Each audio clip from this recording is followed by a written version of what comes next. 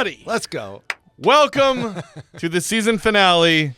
I could have gone longer. I thought you were going to. I was ready. Broadway, Broadway diaphragm. I was prepped. I was ready and trained, but I didn't want to blow out people's ears. Merry Christmas, everybody. Welcome to the Christmas Countdown Show. My name is Eric Petersen. I'm one of your lovely co-hosts. I'm here with my good buddy, Danny Jordan. Hello, hello. We have Mr. Chris Sisley, coming to us live from Brooklyn. BK. You've made it. We've made it. It's the Jinx. The end of the season. End of season 5. Right. 5 golden seasons. Yeah. We did it, everybody. I'm proud of us. It's this is the finale episode of the Christmas Countdown Show of this season. Of this season, 5. yes. Don't worry, don't I feel like out. when we say that sometimes, I have to be very particular when I post stuff like online. I'm like, sure. The finale, I'm like, oh, shoot. People might think we're gone forever. Sure, yeah. But we're not. You can't get rid of But us. you never know. Maybe we should keep them like... Oh, should we keep them guessing? Keep them teasing a little Welcome to the finale. Yeah, you never know. You never know where we're going from here. Again. Better keep sending the love. Right, exactly. Patreon. That's right. Folks, we're so excited. First of all, let's just start by saying a huge thank you. We're going to say a lot of thank yous today. Yes, that's true. A huge thank you to all of you who have listened this season, season 4, season 3, season 2, some of our OGs, all the way back from season 1. When our audio was an absolute disaster. Have you listened to any of those like episode 1s, 2s? I've not. Oh man, are they? It's wild? An adventure. Yeah. Well, because we didn't buy, or at least I didn't buy a nice microphone until I think like episode 3 because I didn't know, and like I'm like because I get so excited, and we didn't have Chris yet at that point, so we were editing. Yeah. Do you remember? Let's take a trip down Candy Cane memory lane here. In the early days, we were editing. Yes. The episodes. Oh, I remember. You're like, oh, I remember that fondly. I remember. But I can remember it would be like Sunday afternoon, and it'd be like, hey, which one of us is going to edit the episode this week? And be like, oh, that old chestnut. And we would, but we did it, and we always got it out. Which really means we should be thanking Chris. Chris! Because Chris is doing the editing now.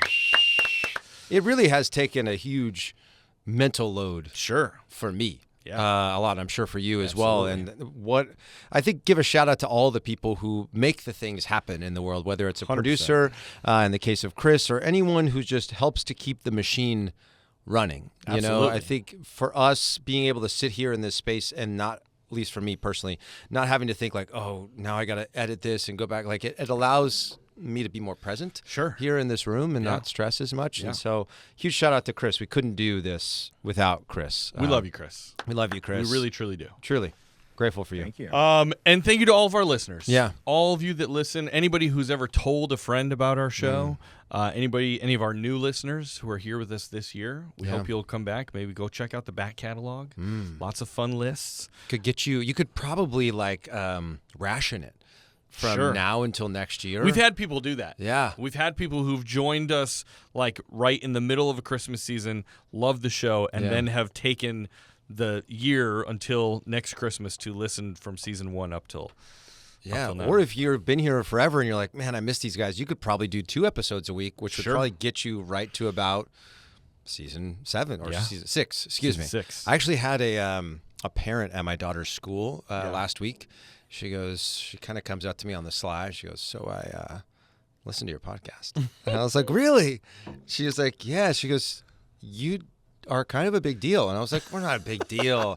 She goes, I've seen your social media channels. I was like, we just are having fun, and we're grateful to be able to do the thing. She goes, I wasn't expecting what I found when I found it. And I was like, well, we're just trying to spread merriment. That's all we're doing. Did you see, actually, one of our Patreons who just went to the New York get together, she posted in the Patreon that she got a free mimosa or something like that on the flight to New York because the stewardess was a listener of our show. No way. She said, I'm going to this gathering for Christmas Countdown Show. And apparently the stewardess is a listener to the show, and that's why she got a free drink on the plane. Amazing. I know. I love hearing that. That's the interesting thing about doing a podcast. Sure. Is that if you're on TV, like I feel like you kind of know you feel get a the sense. gravity of it. Yeah. But like with a podcast where really you could be sitting in any room, Sure. in any corner of the world, anywhere, and most of the people, even though we put out video, the vast majority of people still just listen to our show. Yeah. I feel like they don't realize that they've passed us in the world, and because of that, maybe we don't feel the weight or the gravity of the amount of people. It is very odd to. Oh my gosh, I just have to say, this is stream of consciousness. In the reflection, I was looking at my camera, my single here. The reflection is of... What is it? Santa. Is it the one right over your shoulder? no. I That gotta one hanging figure out on your which tree? What if you put your hand in front of it? No, it's not that that one. one. Is it? It's not the. I bet it's. Is it that one? It might right be. there. Oh, is it this one? This one right here. Oh, it's the countdown Santa. But it's like looking right at me, and that's never the reflection in the phone. I was like, "Oh, Santa's watching." I wonder if that's because I adjusted your camera slightly. It's a little bit, and now I'm seeing. It's so funny. Oh, this is gonna be a but fun. I was like, "Oh, Santa's looking right at me." He sees you when you're recording. That's right. He's always watching. No, I was gonna say that like having people come up to us in the wild for this show has been very cool and very rewarding. You know, I'm not gonna be crazy about this. I get recognized a fair amount from being an actor, right? And I love that, and it's very nice when people come up and say, "Oh, I've seen you on whatever show," and I'm a big fan. But when people like come up to me and go, "Dude, I'm a fan of the podcast," it like makes me so much happier. It's so cool. Do you think it's because we're not playing characters here?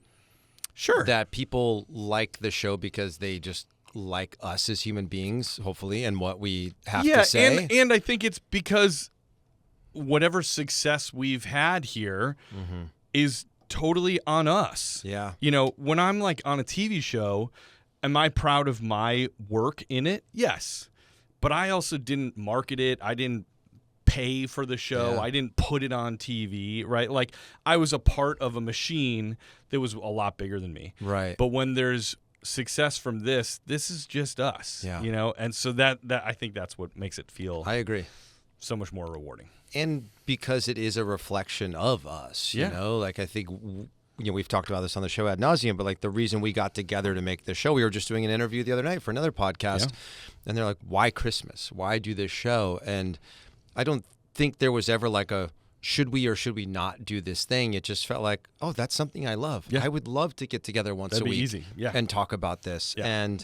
And what a beautiful gift that now we've been able to do it for 5 seasons. Crazy. And I think one of the things that always strikes me the most about this show, there's so many, like obviously connecting with the people, everyone who's listening right now will never be lost on me. But, being a parent, I think about 10, 15 years from now, if our kids are curious about like what was happening Christmas 2024, or where was dad at and what were his feelings about this or whatever. Like this is like this living really cool time capsule of our lives. And that's really special. And I don't think I ever thought like, oh, that'll be a really cool benefit of this. But it's something that's really neat. Yeah. I think I've told you about this. My dad was a college disc jockey.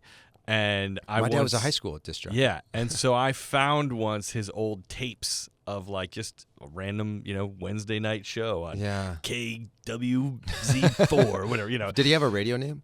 No, I think it was just Tom Petersen. Okay. But it was one of the craziest experiences to listen to my dad host just a, and he's not really talking that much. He's basically just saying, up next we got Led Zeppelin with, Whole Lotta Love, whatever. Yeah. But it was hearing my voice. Like my dad sounds, at least when he was in college, sounded exactly like my voice. Wow. And I had never really thought that I sounded like him. Like I'm sure like cadence wise, and like sometimes he'd answer the phone and be like, Tom, and they're like, no, this is Eric. And, oh, okay. Can you get your dad? Better than when they go, your mom's name. Right. Yes. That happened to me when I was a kid. kid. That's no good. Yeah, anyway. That's no good. But I heard my dad, and there was just something about like hearing his voice and knowing that he existed in a time before me. You know what I mean? And obviously before I wasn't around, I couldn't remember it. And it was very cool as a kid hearing that. So I'm sure for our kids to be able to go back and someday listen to this sound of our voice saying Merry Christmas and I love you. If I think about that too much, I will 100% start crying. Yeah. Because it's a beautiful thing, and maybe part of what inspired me to do this, like I remember my dad, my birth father, when he was sort of courting my stepmom, he would like record these like cassette tapes for her of like her favorite songs, but he would play like the DJ and then he would mail off the tapes. But sometimes when I was with him, he would record me with him. And it was like really it was really weird the first time I heard one of these tapes. Be like, wow, that's how I talked. Yeah. As a 4-year-old, because for us as kids, there wasn't a lot of capturing like our kids are sort of existing, and that's pretty neat though. Like to think that our kids won't necessarily be able to hear a lot from us as children, but they'll be able to hear a lot from us as dads. Yeah. And I think a lot of us, dads. yeah, and a lot of us, I think whether we realize it or not, and this is something I've recognized as I've become more of a parent, is that I think there's a lot of assumptions we make about the story of our parents because we met them at a certain point in their life, and we just have little highlight moments. And hopefully this will give our children a real honest sort of look at the full scope of who we are as human beings. Absolutely. So, very exciting. Yeah. We should say we bury the lead, as we quite often do. I think we just have to keep doing it at this point. I feel like people would be disturbed if we said this too soon. Maybe you wanted to know what the countdown was today. And we're going to tell you what it is because we're only 15 minutes in. Today we're doing a list that has been requested of us since season 1. Yeah. And Danny and I have pushed back. And hopefully, listen, it'll be good. I'm sweating. My palms just started sweating. It'll be what it is. You can't change. You can't give a zebra spots. You know. Yeah. I just made that phrase up. But you can't. But you can't give a zebra spots. We're doing top 10 Christmas books. Top 5. I thought. Top 5. You're I right. was like, top 5. Top 5 Christmas books. Hold on, I've got something to do real quick. We're doing top 5 Christmas books. Yes. And I'm happy with my list. Mine as well. I don't think it's revolutionary. No, but it's not like War and Peace for Christmas. No, those aren't the books I went to. Sometimes, on these lists, Danny and I really pride ourselves on digging up unearthed finds for you guys. Yes, these ones are going to be probably a little more down the barrel, but that's okay. I got a couple. Oh, you got some good ones? I got some good ones because as I texted you over the weekend, I instilled the help of my children. Oh, this is good. In this because I was like, am I going to sit down and read like 400-page Christmas novels? Yeah. And I don't mean this in a negative way whatsoever. But I feel like a lot of the Christmas books are not geared towards 40-year-old dads. Yes. Do you see where I'm it's yes, like Hallmark Channel Christmas movies, but in book form. Yes. I don't think we're the demo necessarily to go I think so. read those books. I think you're right. And so I was like, look, we just talked about it. We're parents. I was like, let me sit down and read a bunch of books with my kids. And so that's where my list is going to come from. And because of that, it's not just, what are the books I like the most? It's like, what did we enjoy the most together? So we got that coming up, which is going to be fun. Up, yeah. Chris is joining us on the countdown today as well. Chris is joining us because I think he has some actual, he's a bit more of a reader. Like a bit more of a reader than us, I think. We have a few special guests to this episode. We do. We got some legitimate stars here. Some stars. So you're going to want to stick around because they're going to be great from beginning to end. And we're going to be touching on movies, TV, music, theater. Broadway, social media. Yeah. I don't. Is movies accurate? I think movies might be a little accurate here. Maybe, possibly. Got to stick around to find out. Probably more TV, music history. Ooh, okay. Broadway, country music. Ooh, you're getting very specific now. That's as specific as I'll get. Okay. Those are our guests. I wanted to throw another little tease in there. Throw it in. No, I won't. Okay. All right. Anyway. Tell people to follow us on the socials, Danny. Follow us on the socials. Christmas Countdown Show on all the socials. It is true. And you can also follow the show. Obviously, if you've found us here at the end and you haven't followed us yet, we would love if you would still become a subscriber to the show. Like we said earlier, there are so many episodes in the back catalog to keep you entertained between. I mean, if you're finding this, on the 22nd when this episode comes out, you might have a lot of hours in the kitchen or maybe driving around shopping for gifts. You need to fill some time. There's a lot of episodes to keep you company, so make sure you hit that follow button wherever you are listening. We would also love it if you would rate and review the show. That, as we've said before, that does a lot to help other people discover the show, and it's just a great way to connect with us. And a lot of people have been pouring in here. Yeah, they're pouring in. This first one... You reading it right now? Well, I just see it's not 5. It's not 5 golden stars. It's 4 golden stars, which would be 4 calling birds. 4 calling stars. 4 calling birds. We're almost 5. Do you want me to read this one? Because I feel like this is directed at me. Oh, I see. I see what it is, and that's probably why we lost a star. It's like we're a Michelin restaurant and we lost one of our We stars. did lose one of our stars. And tell them why, Danny. Well, first of all, let's start with the title of the review, which is no words, just an emoji with a zipper mouth. Zip it. And this is coming to us from Kitty Christmas. Kitty Christmas. Kitty Christmas. And Kitty Christmas has to say, love the show. Great. Can you make this a let's go free zone? People don't like that. Let's go. Let's go. Should I get in? Should That's I be the thing. I've been saying get in my house. I'm really You text that to us the other day. Yes, I'm really trying to get it like into my vernacular. Yeah. So like the Bears game, I don't know if you saw the Bears won yesterday. Yeah, good. Thrilled for them. First place in the NFC. Thrilled for North. them. Or just want to say Thrilled it. for them. Yeah, yesterday was a bad day for Packer fans. Yeah, it was. Yeah. Sorry. And Mike out. That's what I'm saying. Micah Parsons. Yikes. Yeah. Anyway. Anyways, as the Bears were winning, when a touchdown play would happen, my instinct was to go, let's go. And I would go, get in. And I was alone. But I feel like get in would be like if a running back was like plowing at the half yard line. It applies like, there. Get in. Here's the thing. I am who I am. Sure. And I don't consciously think I'm going to say let's go a lot. It's just sometimes words sort of come out. I used to say, as it were, all the time. I don't say that as much anymore.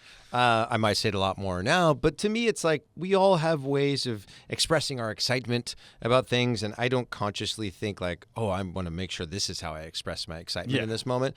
And I was like, maybe this is just someone who's a teacher, maybe, or they've got young kids, and they're running around being like, everything's let's go, let's go, let's go. Well, I will say, they didn't say make this a 6-7 free zone. That's true. 6-7. Somebody made a joke. We were at our Christmas sing-along last night. We were doing the 12 Days of Christmas, and the person who leads it is an educator. Yeah. And she goes, what's great about this song, for all my educators out there, is we're counting backwards. 7 to 6. So, and she never says, she goes, but two numbers don't appear in that order together. And I was like, oh, that's a great point. That's really funny. Yeah. That's anyway, funny. Well, thank you for listening, Kitty Christmas.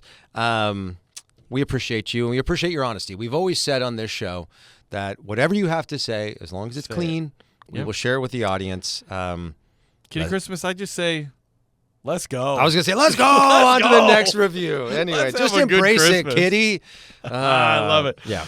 You can't stop us. All right, next up, we got an Apple review from Jeremy, a.k.a. Dizzle. Do you know who this Jeremy is? I'll just set it up real quick. Tell me. This is the husband of the wife who emailed Oh, us yeah, who earlier this year. we talked about. Yeah. And he left us 5 golden stars. Yeah. Says, more than just a podcast. This show is so much more than just a podcast. Yes, it will get you into the Christmas spirit. Yes, you will laugh at the differences in pronunciation between Eric's onion and poinsettia or poinsettia and Danny's onion and poinsettia. But it's so much more. These magical merry makers, like that, deliver as much cheer as the big man himself. Wow. This podcast has touched my life in so many ways. They've helped me through tough times. They've helped me be more secure in who I am as a person and as a father. These two show humanity, humility, and sensitivity in a world desperately needing these features. Wow. I look forward to this show so much that I've begun only listening to this show while exercising. On days when it's hard to wake up and get a workout in before the sun's up, I often roll over hearing my alarm and remember, if I don't get my butt in gear, I don't get to hear the latest countdown on Christmas or Christmas news. Wow. It's positively impacted both my physical and mental health, and I cannot thank them enough. I hope they both realize how much good they're putting into the world. Jeremy, Dizzleman, thank you so much. Yeah. We hear you. We see you.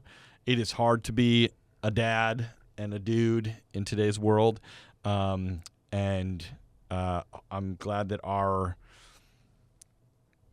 honesty and forthrightness and being vulnerable on these microphones here is touching your life and hopefully touching others, and we're very proud and happy to do it. Yeah, we are. It is an honor to sit here and to be something that helps individuals like yourself navigate tough times.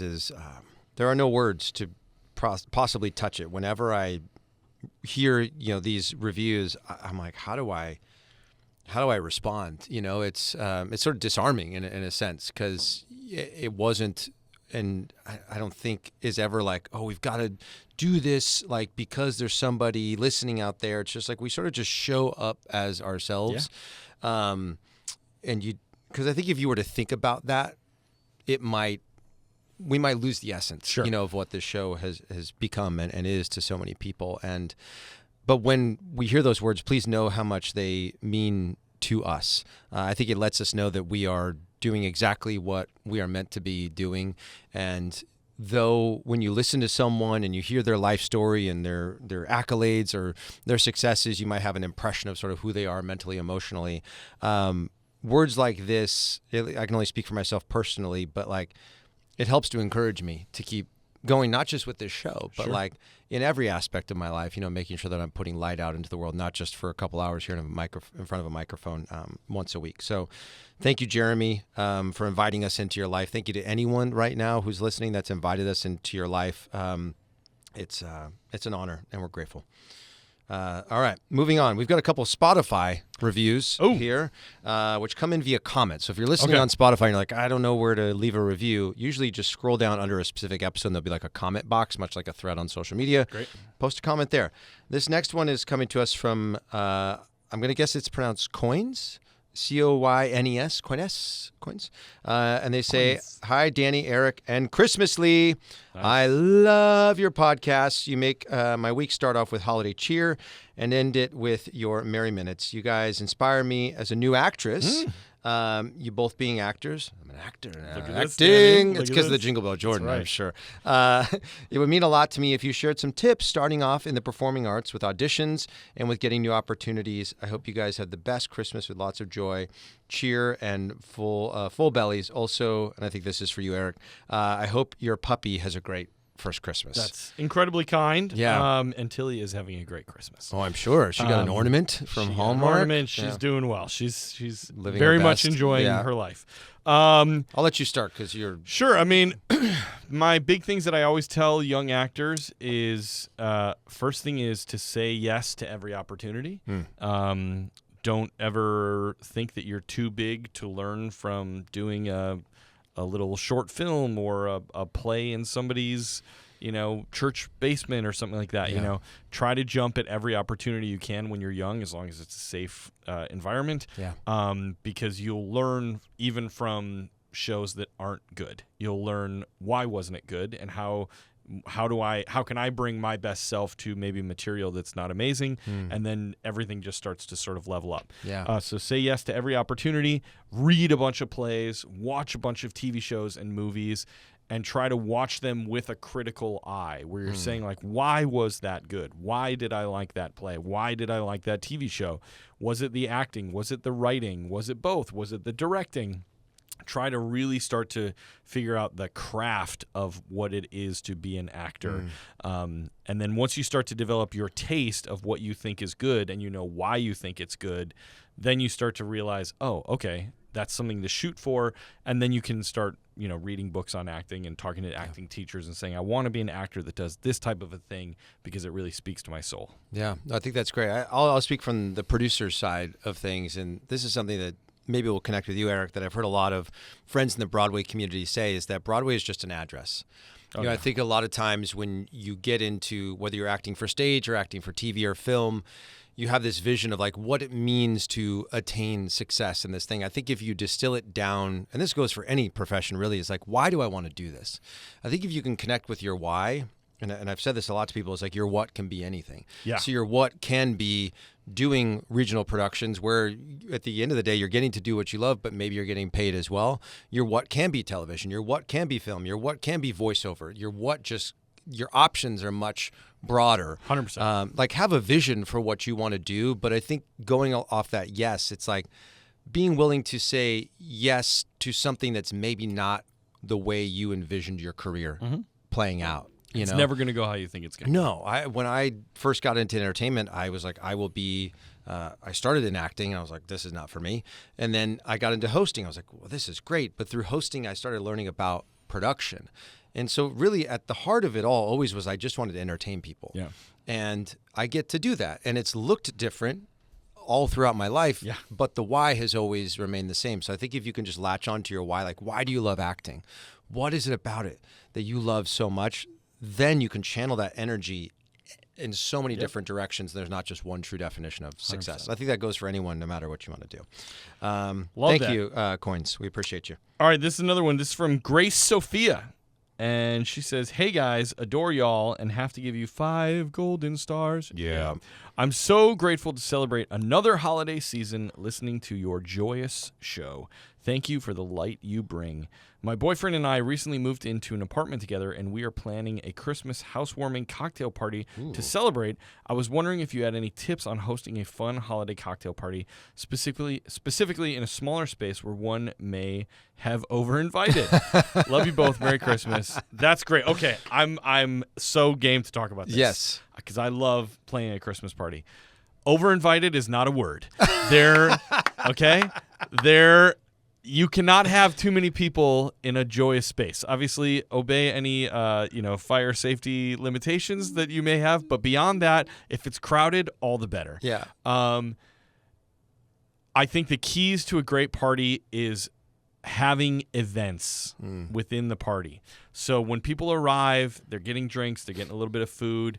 Then you want to have like an event, whether it's like, hey, the music's turning on or the music's getting louder, something that feels like there was it's like telling a good story. You want to have like a beginning, middle, and an end. Right. So as opposed to it just feeling like a giant swath of like, there was a party, it wants to feel like there's events, there's moments. So maybe the music gets louder, like, hey, now we're all going to kind of dance or we're going to all sing Christmas carols or whatever it is.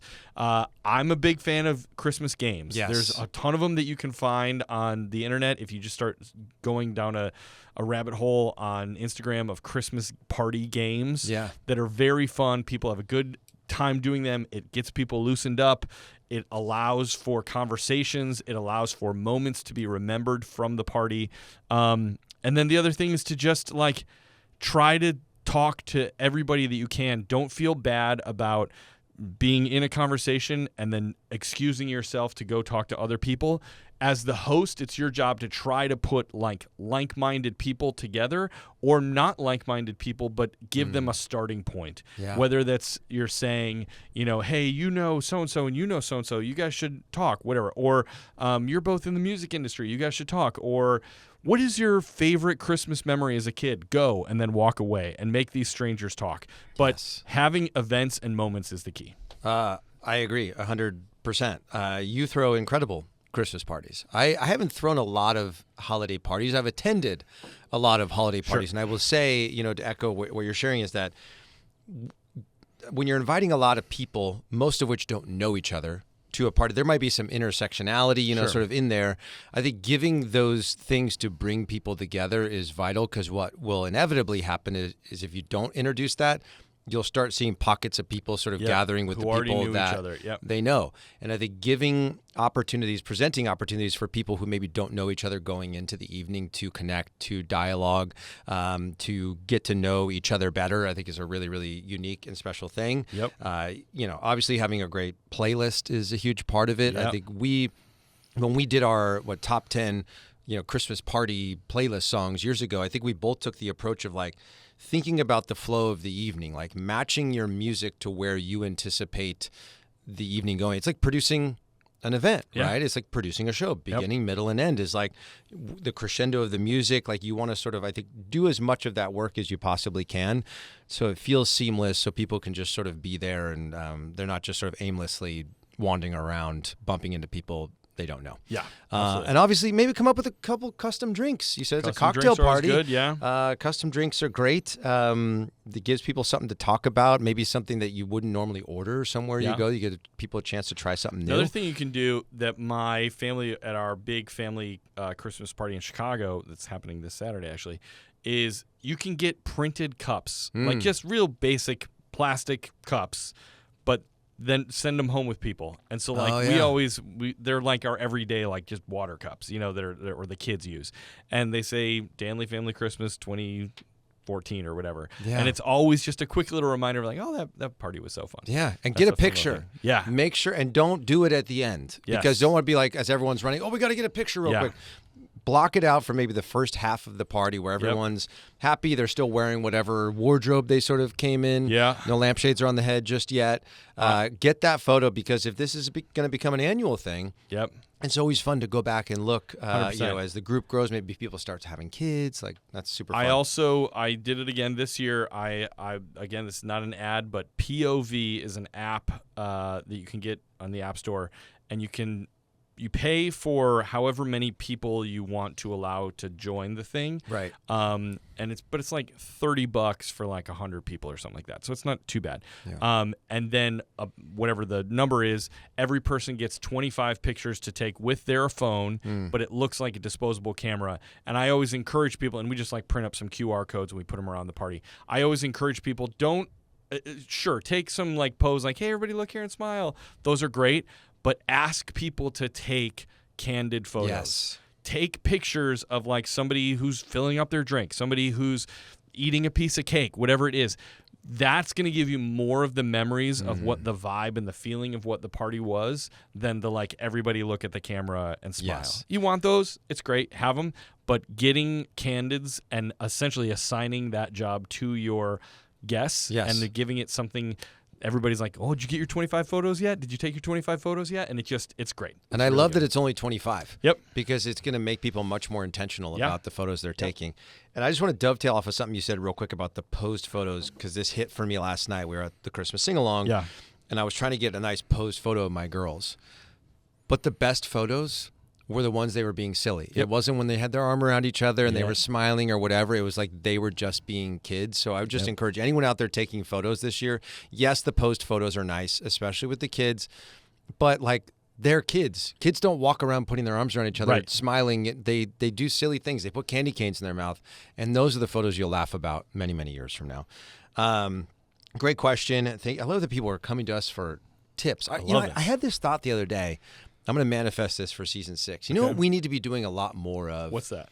We need to be like going on talk shows like Kelly Clarkson and the Today Show is like, hey, this is Eric and Danny, the host of Christmas Countdown, and they've become like the experts in top 10 lists, and they start bringing us in as like the voices of Christmas parties, Christmas music. So if you're listening out there, Today Show, make it happen. Good Morning America, we're in. All right, this is the last one. Last review for this season. Last review this season. But keep them coming in, because we may do a bonus episode after Christmas Day. This is from Georgia, and this came to us on Instagram. Georgia. Georgia says, good morning. I wanted to reach out and say that I started listening to your podcast this season, and I'm absolutely loving it. I think I fully caught up on season 5 in 1 week on my commutes to work. What I wanted to share after watching the villain episode is that she must work very far away from home. Why, you think our episodes are long? They're just a little long? A little lengthy? Little long. I will say the last 2 have both been over 2 hours. Oh, my God. But nobody's complaining. I'm just saying. Anyway. Keep going, sorry. See, we're keeping Georgia entertained. It's for the people, Eric. It's for the people.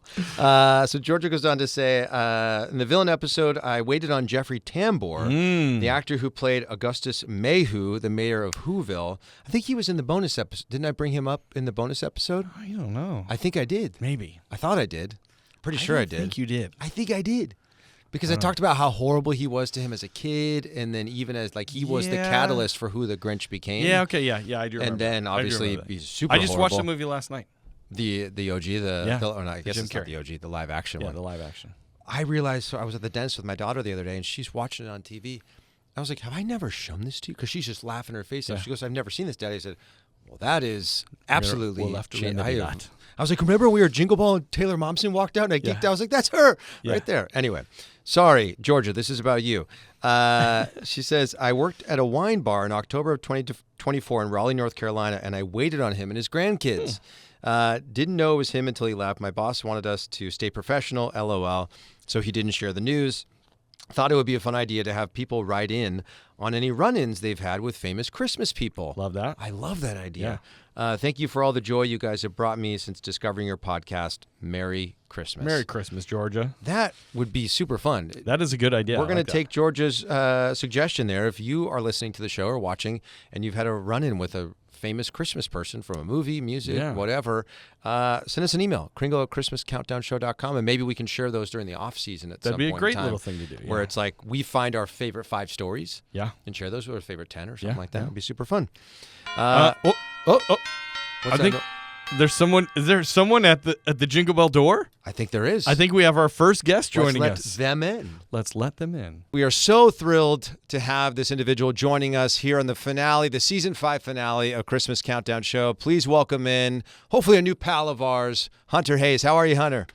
I'm fantastic, man. Thanks for having me. I appreciate you guys. Let me be part of the fun. Can you talk to us about your new EP, Evergreen Christmas Sessions? Tell us about the recording of it. How was the process?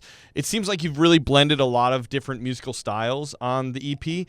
Tell us what you hope people are going to take away from it and how the recording process was. There's a lot of Christmas music in the world, and when you decide to do some Christmas music, you got to decide what your contribution is. You know what I mean? Like, you really got to commit to a thing. And while there is a lot of this thing, I think what I decided was I wanted a calm Christmas EP. I wanted to feel very relaxing. I wanted it to feel very centering. I wanted it to be either background music while you're cooking or whatever, or kind of focus music. I kind of wanted to blend those two worlds. What a beautiful approach for doing a holiday album, because so much of the holidays is spent with families around the piano, people playing music together. And I think the fact that you're capturing that with this album is so beautiful. All right, Hunter, we got one more question for you. Since we are a countdown show, can you give us your top 3 Christmas songs, starting at 3, working your way up to number 1 is usually how we do it. So what are your top 3 Christmas songs of all time? Listen, disclaimer, this is going to feel like cheating, but the reason, I will explain the reason after I explain the countdown. The first thing that popped into my head when you asked me that question, the top 3 in reverse order. And this is not like, I'll explain, Run, Run, Rudolph, Winter Wonderland, and Silent Night.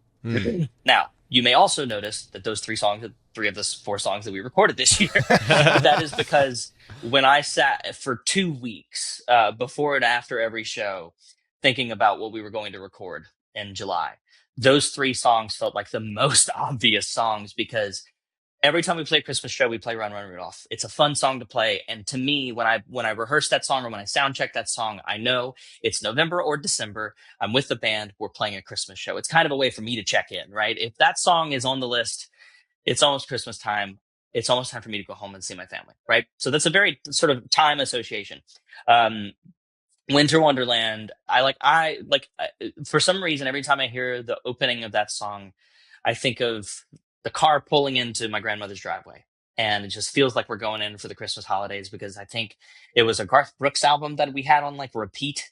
And it started with Winter Wonderland, and that was the song. That was the song on repeat for the Christmas holidays for like 3 years, And then Silent Night to me is just like, I think of everything. I think of the time I was in the choir in middle school, and that was part of the Christmas program. I think of the time that, I sang a Christmas program at church with my band, which was this crazy, like, 2 worlds kind of coming together.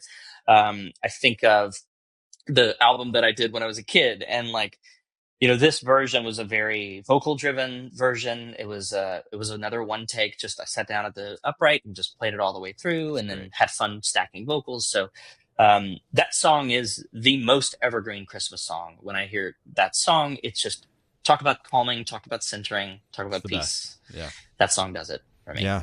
We couldn't agree more. We talk all the time about Silent Night being sort of one of those songs that like really feels like it encapsulates the peace of the season and the reason for the season as well. So you definitely crushed it with this EP, and I love that this isn't the end for holiday music from Hunter.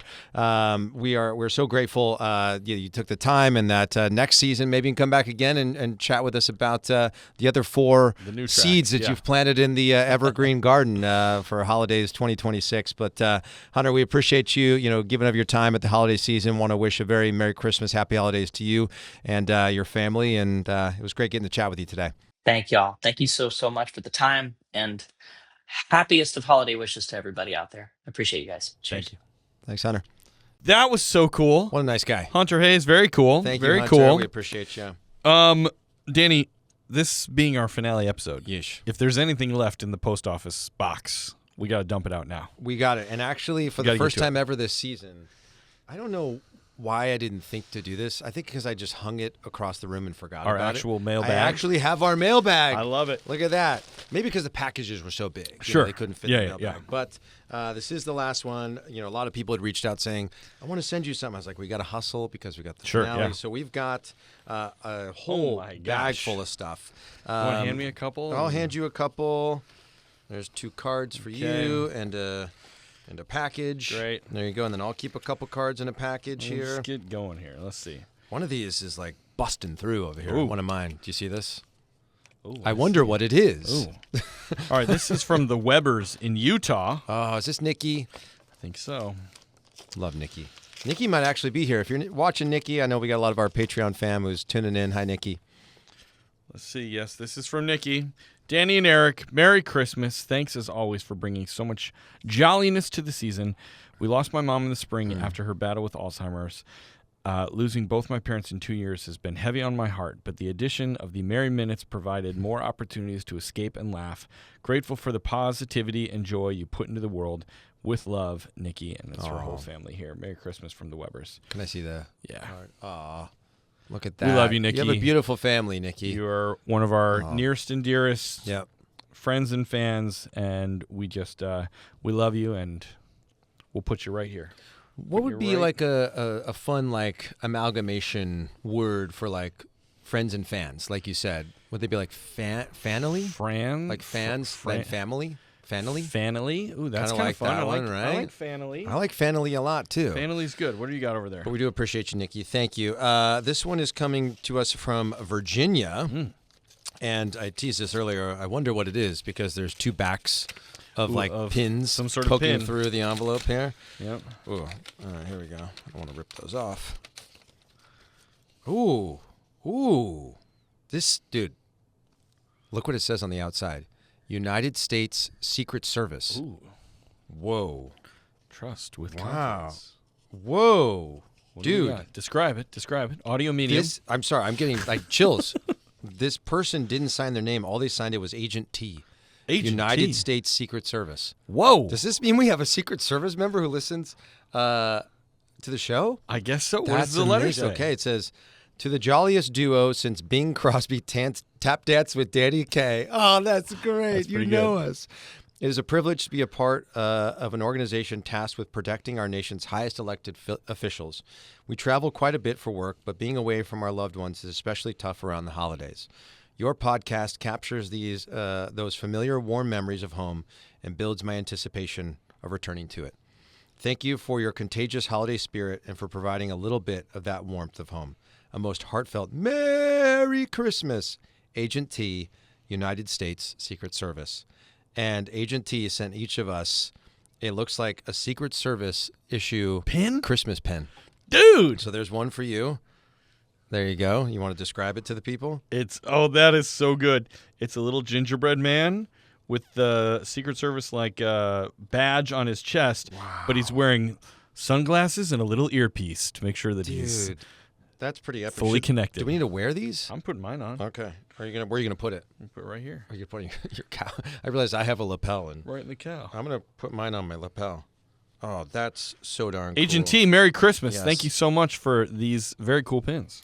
That's amazing. That's very cool. We oftentimes, get caught up in how incredible it is that we've connected with all sorts of people from all around the world. And to see the Secret Service seal and to know that we've got people who are doing very challenging work at the highest level to keep elected officials safe is just really, really neat and really, really special. Love that. Thank you, Agent T, and thank you for the work you do. This is from Nick Cordell and the Cordells. Yes. We love Nick. It sounds like a group, doesn't it? Yeah. The Cordells. Nick Cordell and the Cordells.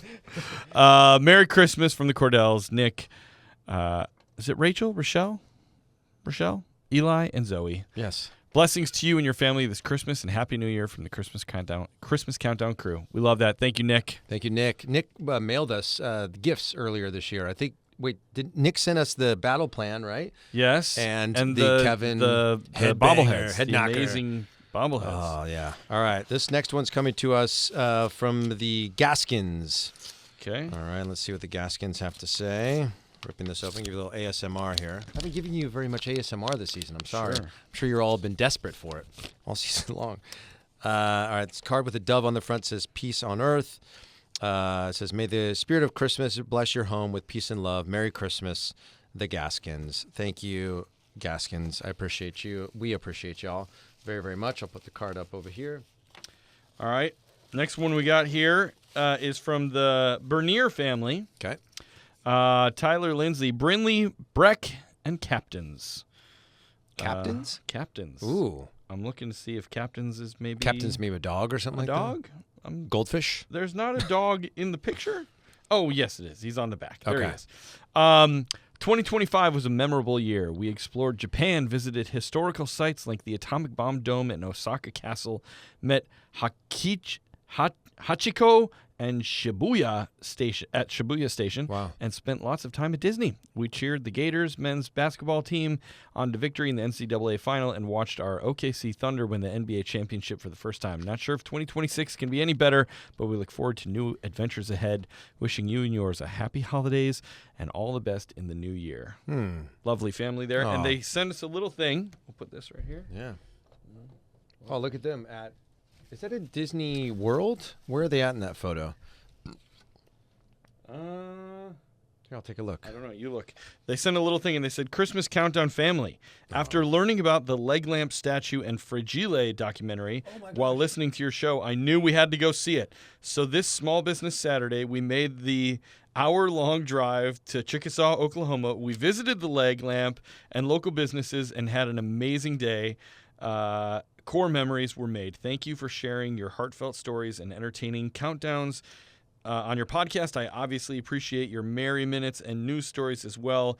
Here are trinkets we brought home from Chickasaw to share with you. Merry Christmas, Lindsay and They went to family. Chickasha? Yeah. Oh, yeah. Oh, yes. They actually, she DM'd us and was sending pictures of their trip. Oh, dude. Oh, I love a wooden nickel. Is it a wooden nickel? It's a wooden nickel that says Oh, my Chickasaw, Oklahoma, and it has the leg lamp on it. Wow. Oh, that's so cool. That's cool. I don't know if they can see it on the camera, but I'll hold it up here. Love that. That's awesome. Very. Oh, wait. Oh, there's something else. Oh, my gosh. I almost tossed it away. Don't do And that. there's a nice Was there an ornament in there? ornament. You can hang that on your tree. Where it says Chickasha. Well, I feel like you should have this one because it's the leg lamp. Maybe I should. Yeah, that's a you thing for sure. I mean, All I have grown to enjoy the movie, but when I think of Christmas Story, It's me. I think of you for sure. I love it. All right, keep going. All right, is there anything? There's something else folded up in there, I in the don't bubble think- wrap, or did it Bubble fall wrap. out of there? That's it. Nothing. That's it. Okay. Yeah. Copy that. All right. This next one's coming to us. Or I think our last one actually of this season, unless you have something else over there. Nope. This is coming to us from the shipping department. Ooh. It was from. Whoa. All right. Oh my gosh. I think this is more from our friend. Was it Kim who mailed us all that stuff? Yeah. There's a little card in here. It says Merry Xmas. Let's see. Yep, this is more from Kim. Oh my gosh. Kim says, "Christmas Countdown crew, thank you for all. Thank you all for all your hard work on the podcast. Merry Christmas, Kim." And Kim sent us each, and Chris, I'll get this in the mail to you. It's a custom Christmas Countdown crew ornament for each of us. Cool. That has a fireplace on the front with 3 stockings hanging from the mantle that say Eric, Danny, and Chris. So I'll ship one out to you as well, Chris, Love that we that. can hang it on your tree. That's, it dude, there. Kim, you spoil us. I Very think cool. like the boxes from Kim just keep My gosh. coming. That's so kind. And Kim also sent us, looks like some snowflake lights as well. Love Look at that. So Chris, I'll get these in the mail to you. That's so thoughtful. Amazing. Oh my gosh, you guys spoil us. I'm so darn grateful. Yes. That you don't just listen to the show, but that you take time to send us little cards and thoughts and all that sort of stuff. It's truly special. It means the world Absolutely. to us. All right, let me pack up all this stuff and then we'll move As on. you're doing that, we have some Patreon. We have a new member in Patreon. Yes. And this is a cool story. Really cool story. So the new member is Casey. Welcome, Casey. Hey, Casey. Merry Christmas. Happy holidays. Casey's aunt gave him a membership as a Christmas gift. That's incredible. What a great idea for all of you listening to give a Patreon membership give to the somebody that gift you of love. us. That's right. You can't get us there in person, but you can give the gift of our Patreon. That's incredible. That is really good. When Sue, who is Casey's mom, reached out to us and said, because a lot of times when people sign up, it'll pops up because we like to mail out like a little welcome gift, right? And it had an address, and I just wrote, I was like, hey, I want to make sure we're sending this to the right person. We've got a little letter that we mail out. Who should we address it to? And Sue said, oh, make it out to Casey. That's my son. His aunt, my sister, gifted him this membership as a Christmas gift this year. And I'm just like, what? I love that. What? That's just Sharing the love. That's incredible. Sharing the love. That somebody wanted us for Christmas. I hope Casey wanted us, and it wasn't just bestowed. He's like, I meant. Thank you so much. Christmas countdown bow, not Christmas. I don't know, but no, I'm sure Casey meant us. Yes. And Casey, we appreciate you for listening, being such a big fan of the show that you wanted your aunt to give you this gift. We appreciate you so darn much. We want to wish you and your mom and your dad and all your family a very, very Merry Christmas. We love that our show's connected with you and that we get to be a part of your holiday season. So hope it's happy, healthy, and full of all the joy and light that you love from this season. Danny. Yes, Eric.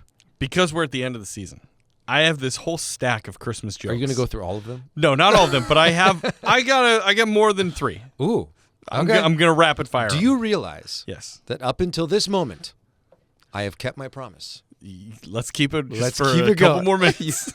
Couple more minutes. You can do it, Danny. Part of me is like, should I just do it on the last one? Don't do it. No, Don't do I it. don't want to do Okay, that. here we No. go. It's Christmas joke time. Here we Okay. go. What type of cars do elves drive? I don't know, Eric. What kind? Toyotas. Hey! Ooh, that's good. Zing. That's I like good. that. That's good. What says, oh, oh, oh? I don't know, Eric. What? Santa walking backwards.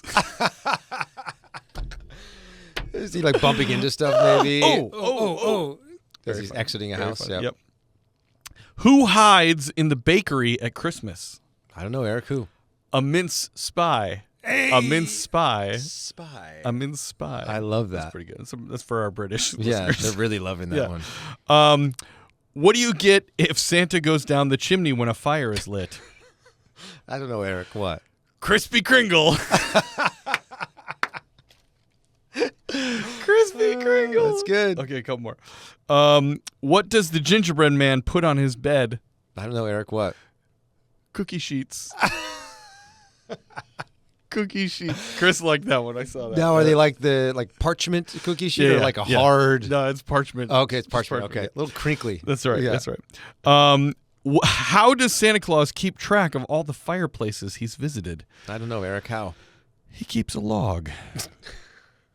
He keeps a log.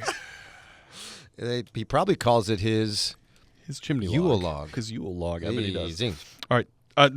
Before I do the last two, one I don't understand. Okay. And maybe it's because I'm not as familiar with this song. Okay. The joke says, how does good King Wenceslas like his pizzas? I don't know, Eric. How? And the answer is one that's deep pan, crisp, and even. Oh. Is it deep and crisp and... Deep and crisp and even. Yeah. Old King Wenceslas, na-na-na, on the gift of Stephen. Na-na-na-na-na-na, on a crisp and even. Yeah. All right. I don't even know if I'm saying the right One that's word. deep pan, crisp, and even. That's really...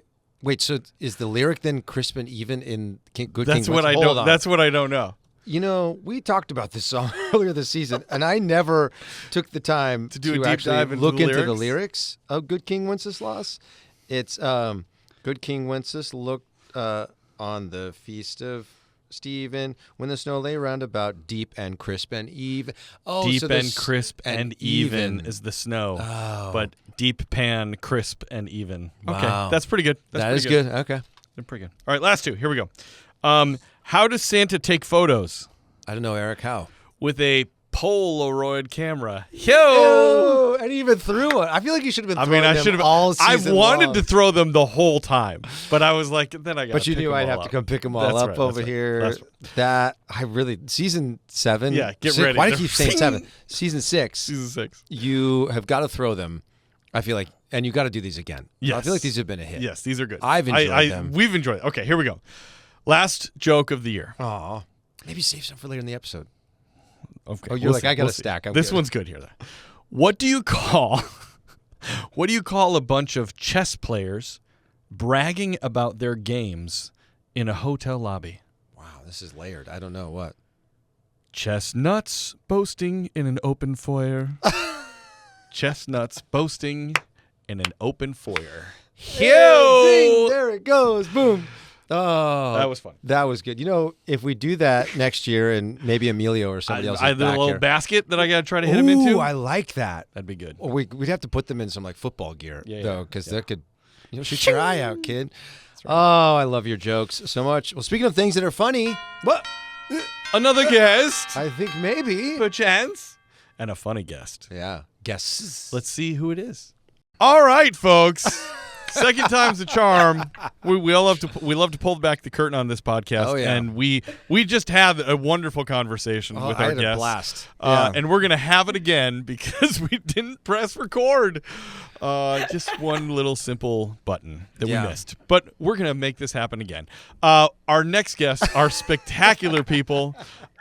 We have a songwriting duo of Joel Wagner and Julia Madison, who are both extremely talented performers and writers from New York City. Joel and I did School of Rock together on Broadway, and he's gone on to have an amazing career. He was in Be More Chill as well.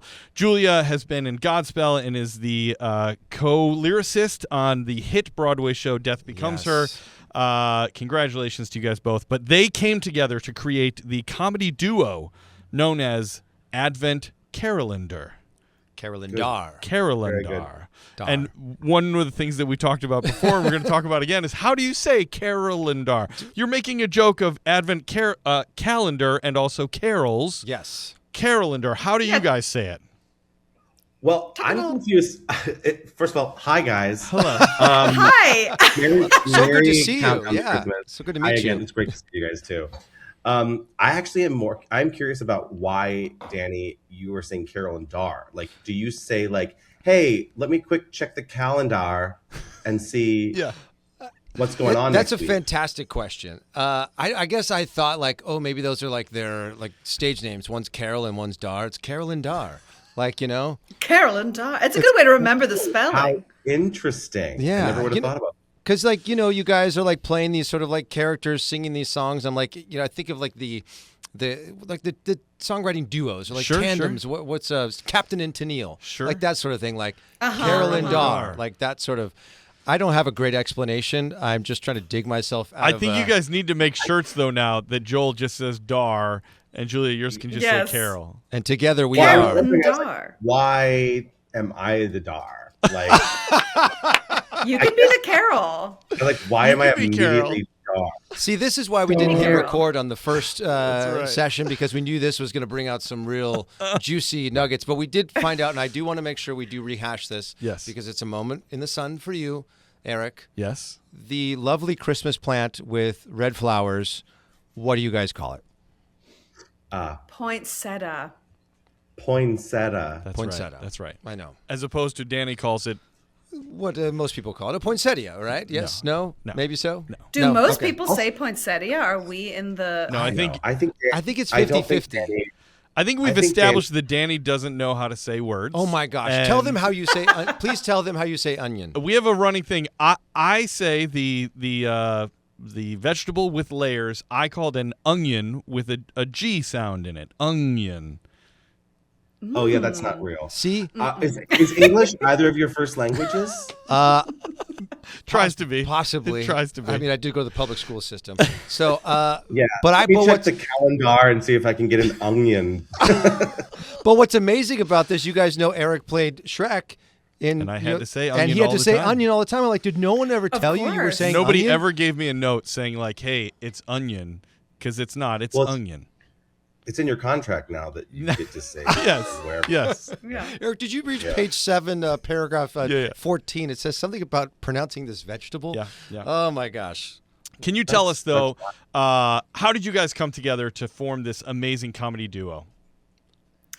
Well, we have loved each other for a very long time, many mutual friends, and it started in 2017 with a holiday party that we threw here in this apartment that I'm in, and with my husband Drew, who I think just came downstairs. We'll have to say hi. So we were throwing a holiday party, and I was with Joel, and we were talking about doing some carols, and Joel was going to play piano, and we are going to have a big sing along.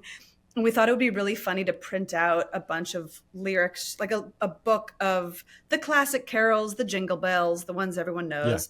And we thought it would be really funny to sneak in some fake ones and then make everybody sing them and lead them in a crazy new sing-along. So we wrote a bunch of songs that evening, including Stable Girl and what else? I think Oh Religious Christmas Song, a couple first season ones. Oh Religious Christmas Song, and we just kept repeating it until people started singing along, and then they sort of got it. One that was, we went like directly from like had a very shiny nose, and if you ever go, Rudolph the Red-Nosed Reindeer, he'll go down history. And we're like, oh, that's fun. And then we both went into Christmas is around you, creeping through the windows, in your windows, in your bed.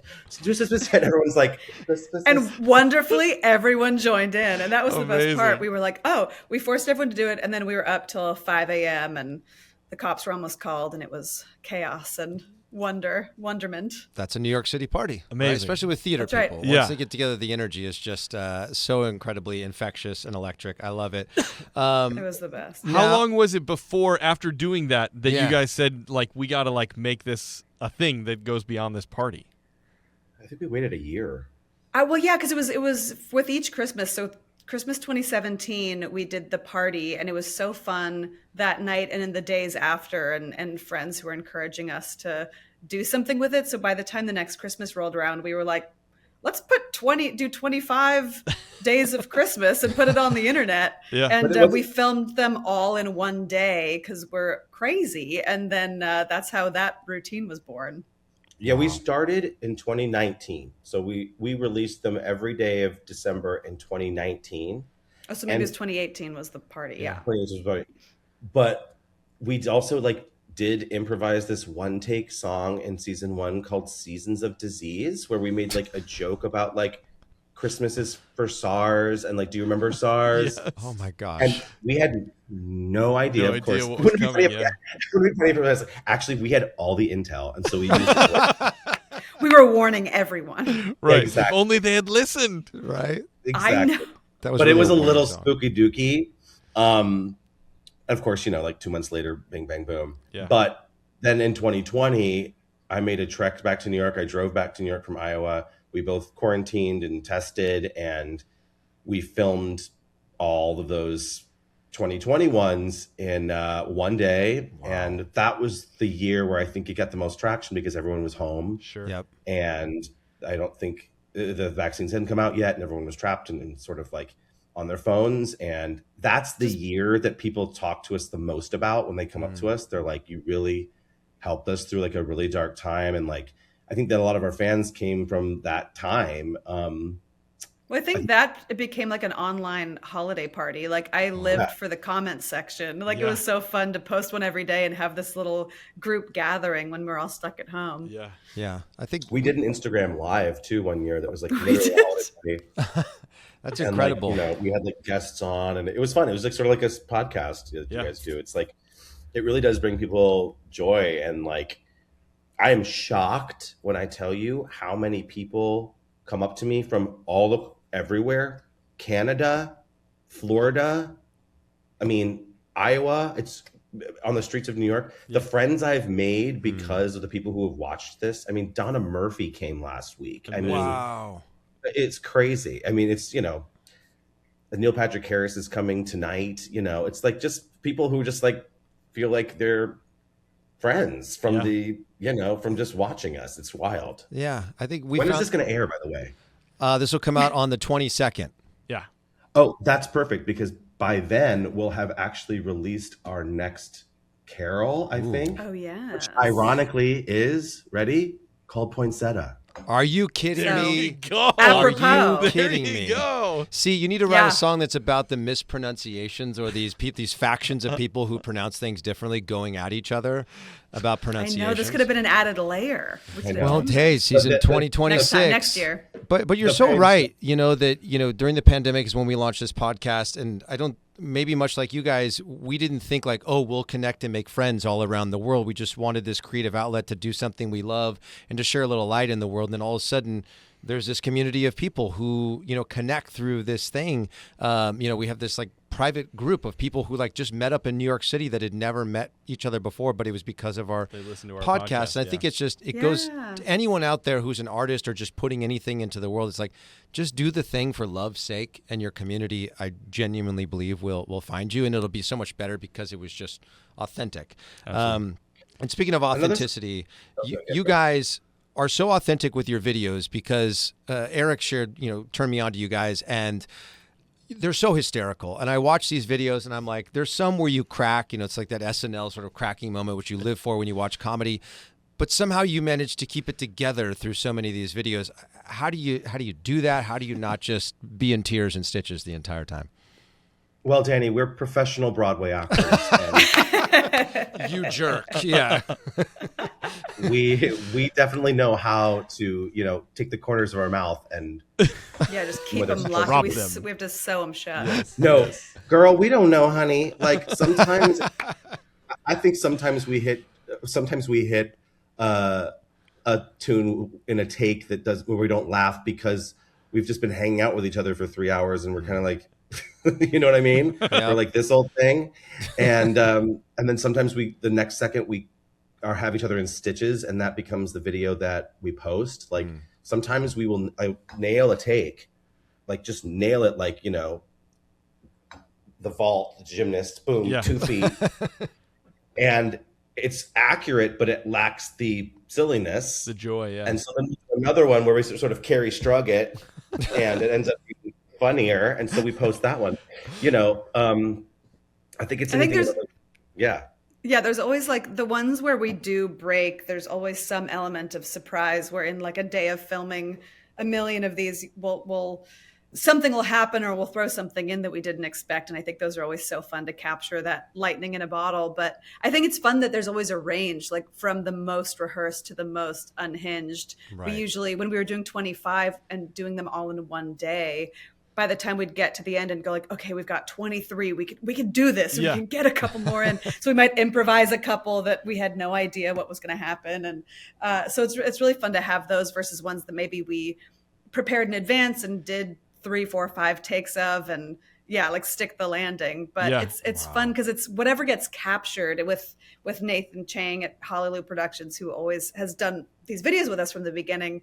We're just in the room having a great time and laughing, and I love the moments every time when we go, can we move on? Okay, we can move on from this one. Just because and even if it was an unhinged one, we were like, nah, I'm happy enough about that. Let's go. Yeah.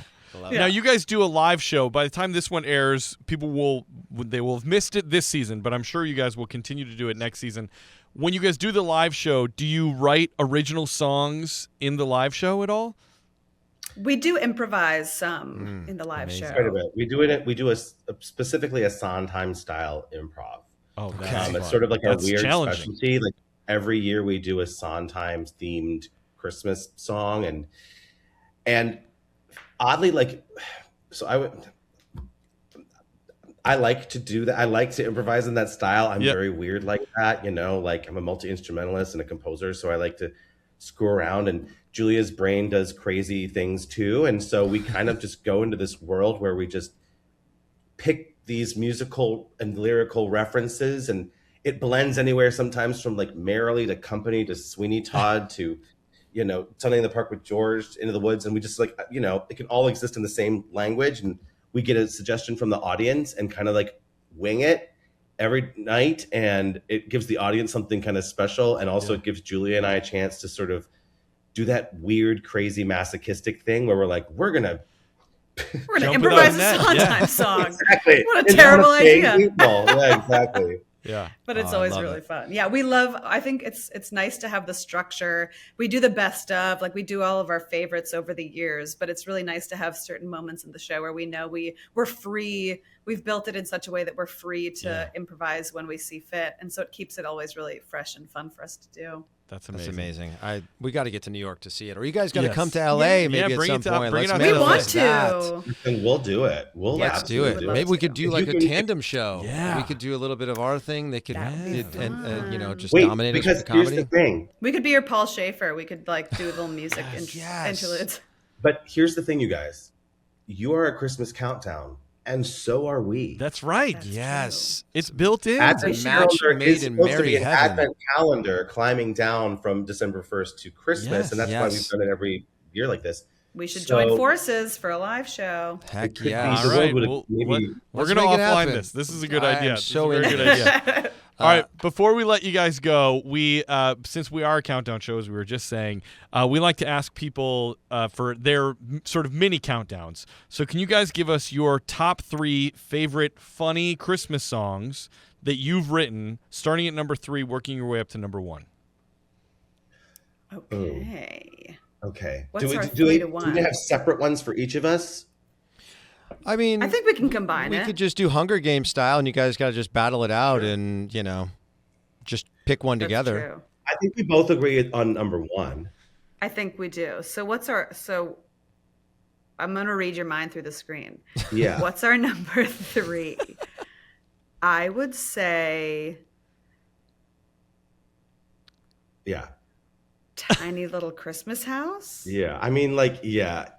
Or that represents I think we did talk about this before, because as far as the improvised unhinged ones, Yeah. that one set off a lot of lore for us. As in the basement there are clams, and now we have clam ornaments and clam fans, Sure. and so it's a And good example. It's a favorite for us. Sure. And a Christmas Witch that was sort of like a character that birthed out of that improvised song. So basically our top 1, I think, is going to be Stable Girl. We're going to count down backwards from 1, Stable Girl. Second one is going to be A Very Sondheim Christmas, because that was the first one we did in a Sondheim-y style. And that's what I think got a lot of theater nerds into us, because they were like, oh, wait, this actually has musical integrity to it. It's not just like, AI dinky dinky, like we're making music.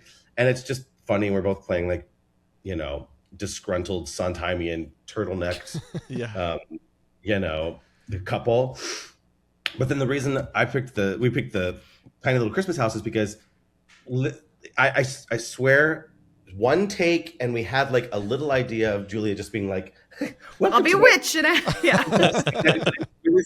And when you watch that video, you watch her stumble onto the word clams, like she's just found it, and it's so dumb, and she breaks total character, and I was just like, this is hilarious, and I went all the way to the end, and it became such a weird inside joke between everybody who watched it, because they were watching her make it up in real time. It was the first, and so we've made an hour-long Christmas special with Hallelujah Productions, in which the clams and the Christmas Witch are a major character. Noel Carey, Julia's other collaborator. Of course, there's like Joel and Noel. Yeah. But Noel, it's never confusing. Yeah. Not at all. Noel built the puppet of the Christmas Witch and is the voice of it, and has been either a live part or a video part of all of our live shows. So the Christmas Witch is like essential to Our the ACU world. We also have the Advent ACU, Calendar universe. The ACU, she calls it. We have a lot of little characters. I mean, like, we've got Icicle Mike, who rides around on his bike and stabs an icicle. Steve We've got Weiss. the clam. Steve Weiss. What happened to Steve Weiss? We need to know. We don't know. We don't know. Steve Weiss. Forgot about him. We're gonna honor him. Weiss. We've got Sleigh Bell Sally. We've got Xander the Snow Them. We've got a lot of characters. So we've got a board game brewing, I feel like. Oh my god. This feels like it that's needs to good be its next own time. Advent calendar where you open up a different window every single day, and there's one of these. Come on. It's funny you say I have that. them made. We're selling them, but I wish I Are had you serious? Well, excuse me. They need to be called Advent at the live calendars. shows, The Advent calendars. Yeah. Sorry. That's Carolyn Dars. Calendars. Oh my gosh. You know what? I'll mail you both one. If you give me the address, I'll mail you. Are you serious? We would love. We'll put it up here in the studio here. We are doing the Christmas vacation Advent calendar at my house right now, which is great with a 4 and a 7-year-old, explaining to them what all these characters are and what they mean in Amazing. the scope of the movie. But yes, please And send these- it to us. We would love The ones that. I made, you can fill them yourself, so you can put whatever Reusable. you like in there. Amazing.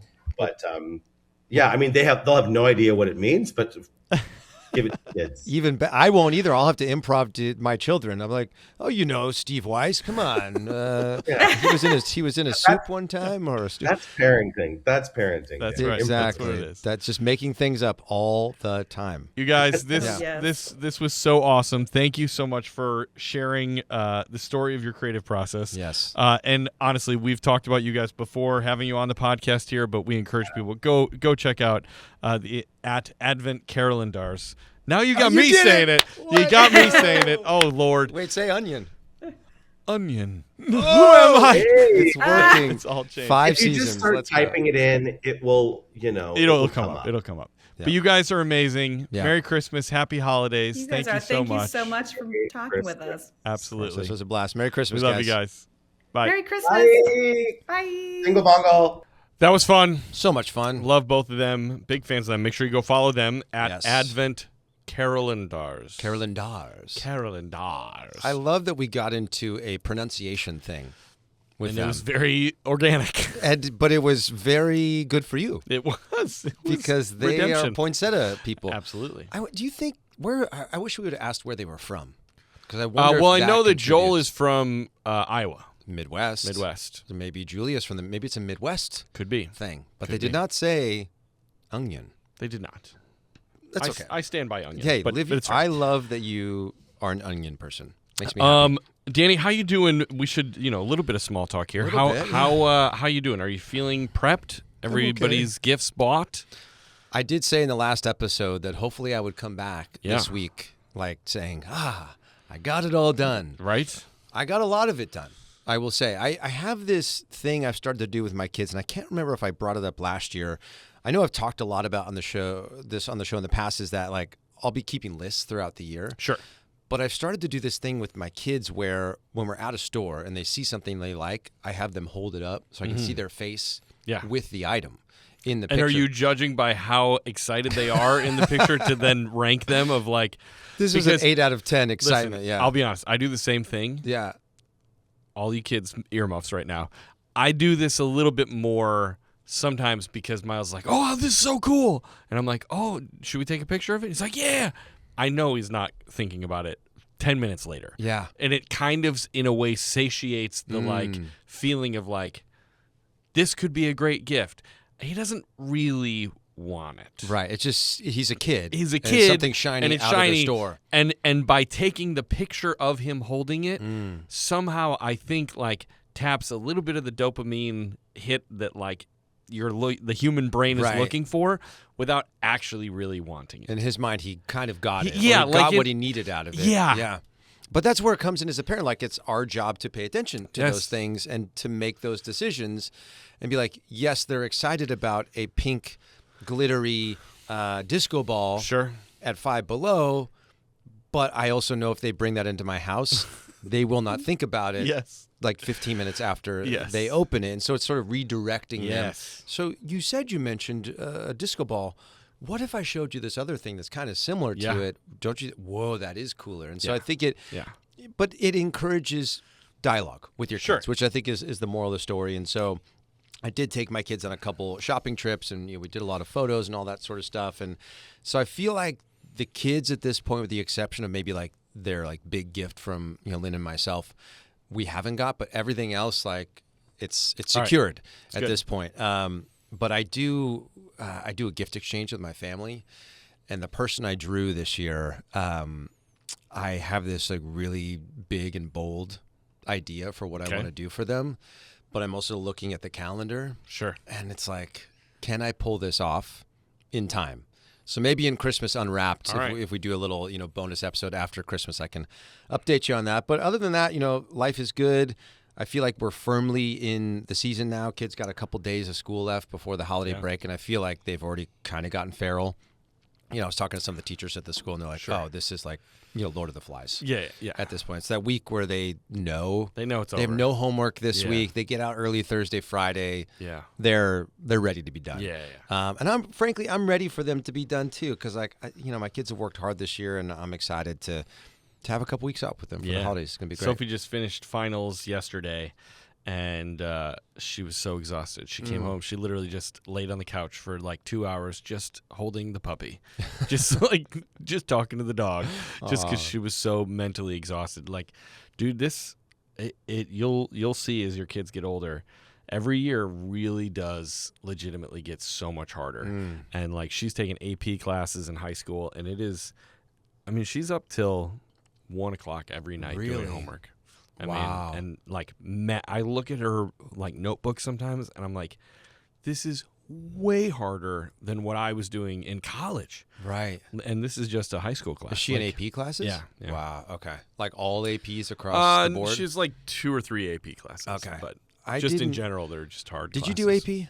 I did a couple, yeah. I didn't, but I had teachers that were always trying to get me into AP classes, so much so I had one teacher that even though I said I'm not taking AP next year, when I showed up the first day of school, my schedule had AP, and I was like, I told her that I didn't want to do AP, and I remember I went to the counselor, and I was like, I don't want to be in this class, and like, what's crazy about that, and maybe this is a reminder to all of us to like think back on our teachers that we had as a kid through an adult lens, is she was one of my biggest champions in high school. And I think she saw things in me that I didn't really think of myself as a books person first. I thought I play baseball. That is what I do. Yeah. And she always encouraged me. I had her every single year of high school, and I'm friends with her now. That's on great. Facebook, and time to time she'll like pop in and be like, I always knew you would do great things in your life. And I was like, oh man, she wasn't trying to make my life hard. She was encouraging. Did I ever tell you about my the only class in high school that I ever got below? I may have gotten a C. I was mostly A and B student. Yeah. But I had one class that I got a D in. Ooh, that was like just gnarly. I was like, a D? Oh my God. Like it was tragedy. And it was physics. Okay. And I had this teacher, Mr. Jacobson, who I'm assuming is still out there to this day. Yeah. Mr. Jacobson was a probably 6'3" strapping man. I mean, barrel-chested, huge, thick Chicago mustache, and just dark hair, strong brow. I mean, I'm Mr. Jacobson. I mean, he was like just a man, right? And he was the football coach. He taught driver's ed, and he taught physics. Oh, wow. What a track. And I loved science, and I was big into science. Physics, the like figuring out force and all these equations for like figuring out the force of stuff. Just at that point in my life, like, and now as well, I talk about like, well, no, I figured it out. Yeah, but it just was a really hard class for me. Yeah. And the crazy part about it was Mr. Jacobson was such a force, and everybody was scared of him.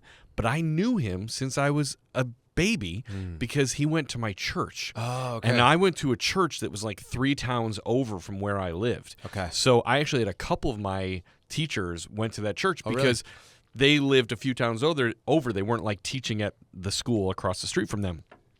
So I had known him as like Mr. Jacobson that I would see at church all the time. But then once he became my teacher, it was like, oh gosh, I'm going to see him. And I had a D in class. And I remember being at Christmas Eve, and he didn't really talk to me at church because there was like, we keep it separate or something. You're a kid. But he walked over to me and he was like, did you learn any physics in there? And I was like, whoa. Oh gosh, oh my God.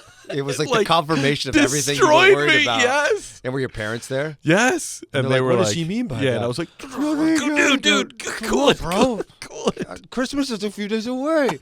Oh my gosh. Yeah, I got 1 D in high school as well. Yeah. And I'll never. What class was it? Do you know? Spanish. Yeah. And it was once we got to conjugation of verbs in Spanish 3, just something about it was not making sense. I like to blame it on the fact that there was black mold over my desk. No, that was a fact. Like they ended up having to pull out the ceiling tiles above my desk, and I was like, see, it wasn't me. Not my fault. It was the ceiling tiles and the black mold. But I transferred out of Spanish after the first semester. Probably wise. Probably for the best. Wise. Yeah. Anyway, shout out to all the teachers out there. Yes. Y'all are doing amazing work. You're working hard. And we know that this time of year has got to be exhausting for you.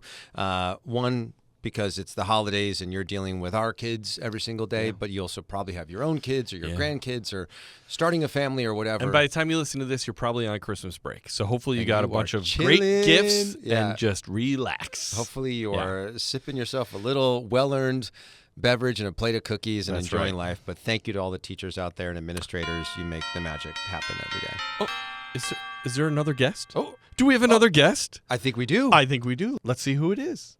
Okay, this guest is a big one for us. Oh my gosh, Danny, this iconic. We're iconic. We're so excited to have the one and only Ms. Gayla Peavy, the singer of the 1953 massive worldwide hit, I Want a Hippopotamus for Christmas. Let's go.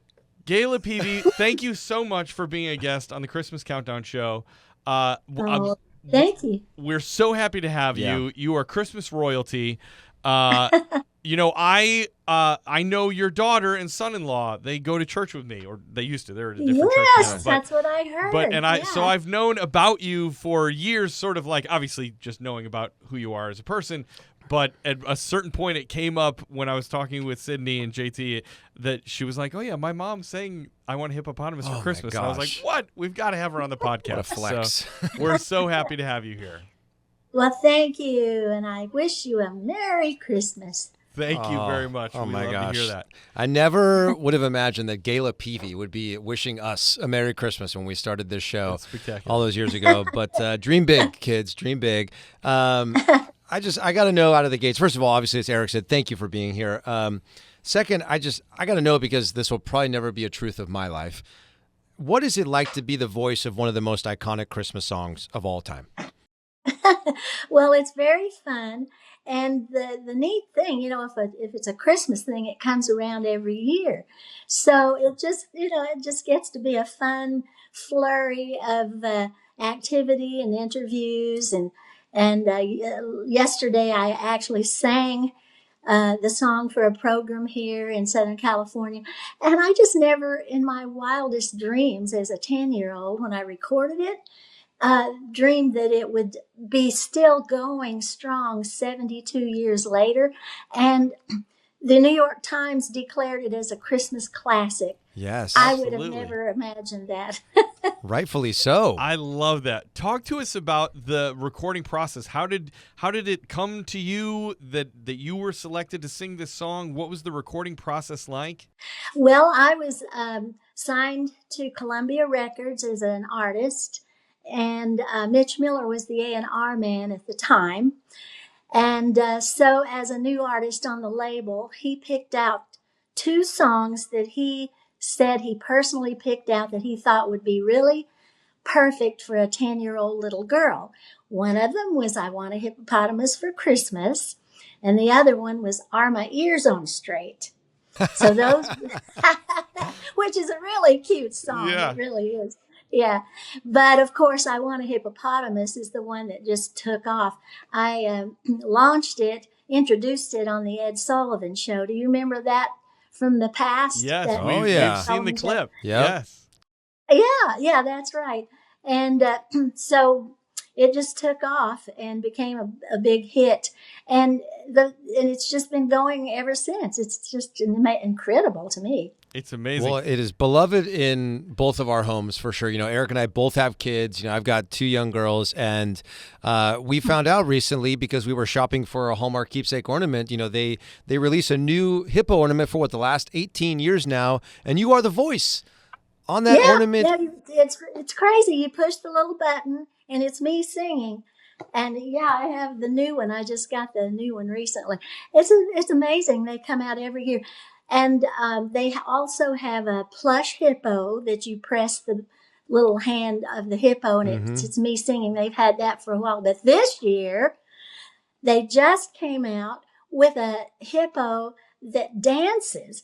I got it right here. You want me to show you? Yes. Yes, please. We'd love to see it.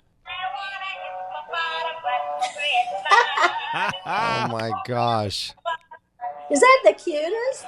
That's so darn cute. I got to get one of those. We have a pink one at my house.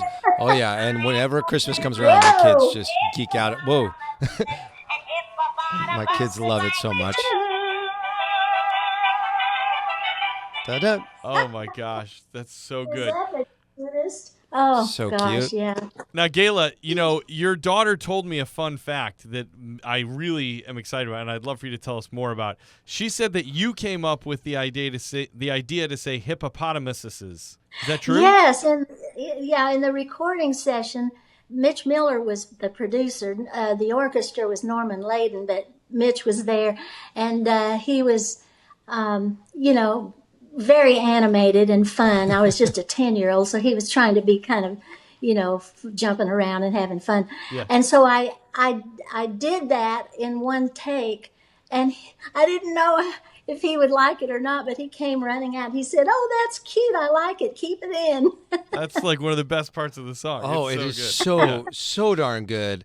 I love it. I love that you worked with Mitch Miller. My youngest is like obsessed with the "Must Be Santa" recording that Mitch Miller and the gang did. Like she walks around just singing it all the time and doing the beer that's white and all that sort of stuff. Yeah. So I'm curious. Now you also recorded a couple other holiday tunes. Obviously, we know you for "I Want a Hippopotamus for Christmas," but in doing research, we uncovered that you also did a song called "Angel in the Christmas Play" / "Got a Cold in the Node" for Christmas, and 77 Santas. How did you get into singing all of these novelty holiday songs? Well, I was on the label. I was a recording artist for Columbia, Right. and it was a 5-year contract. So of course they had to keep coming up with more songs to record.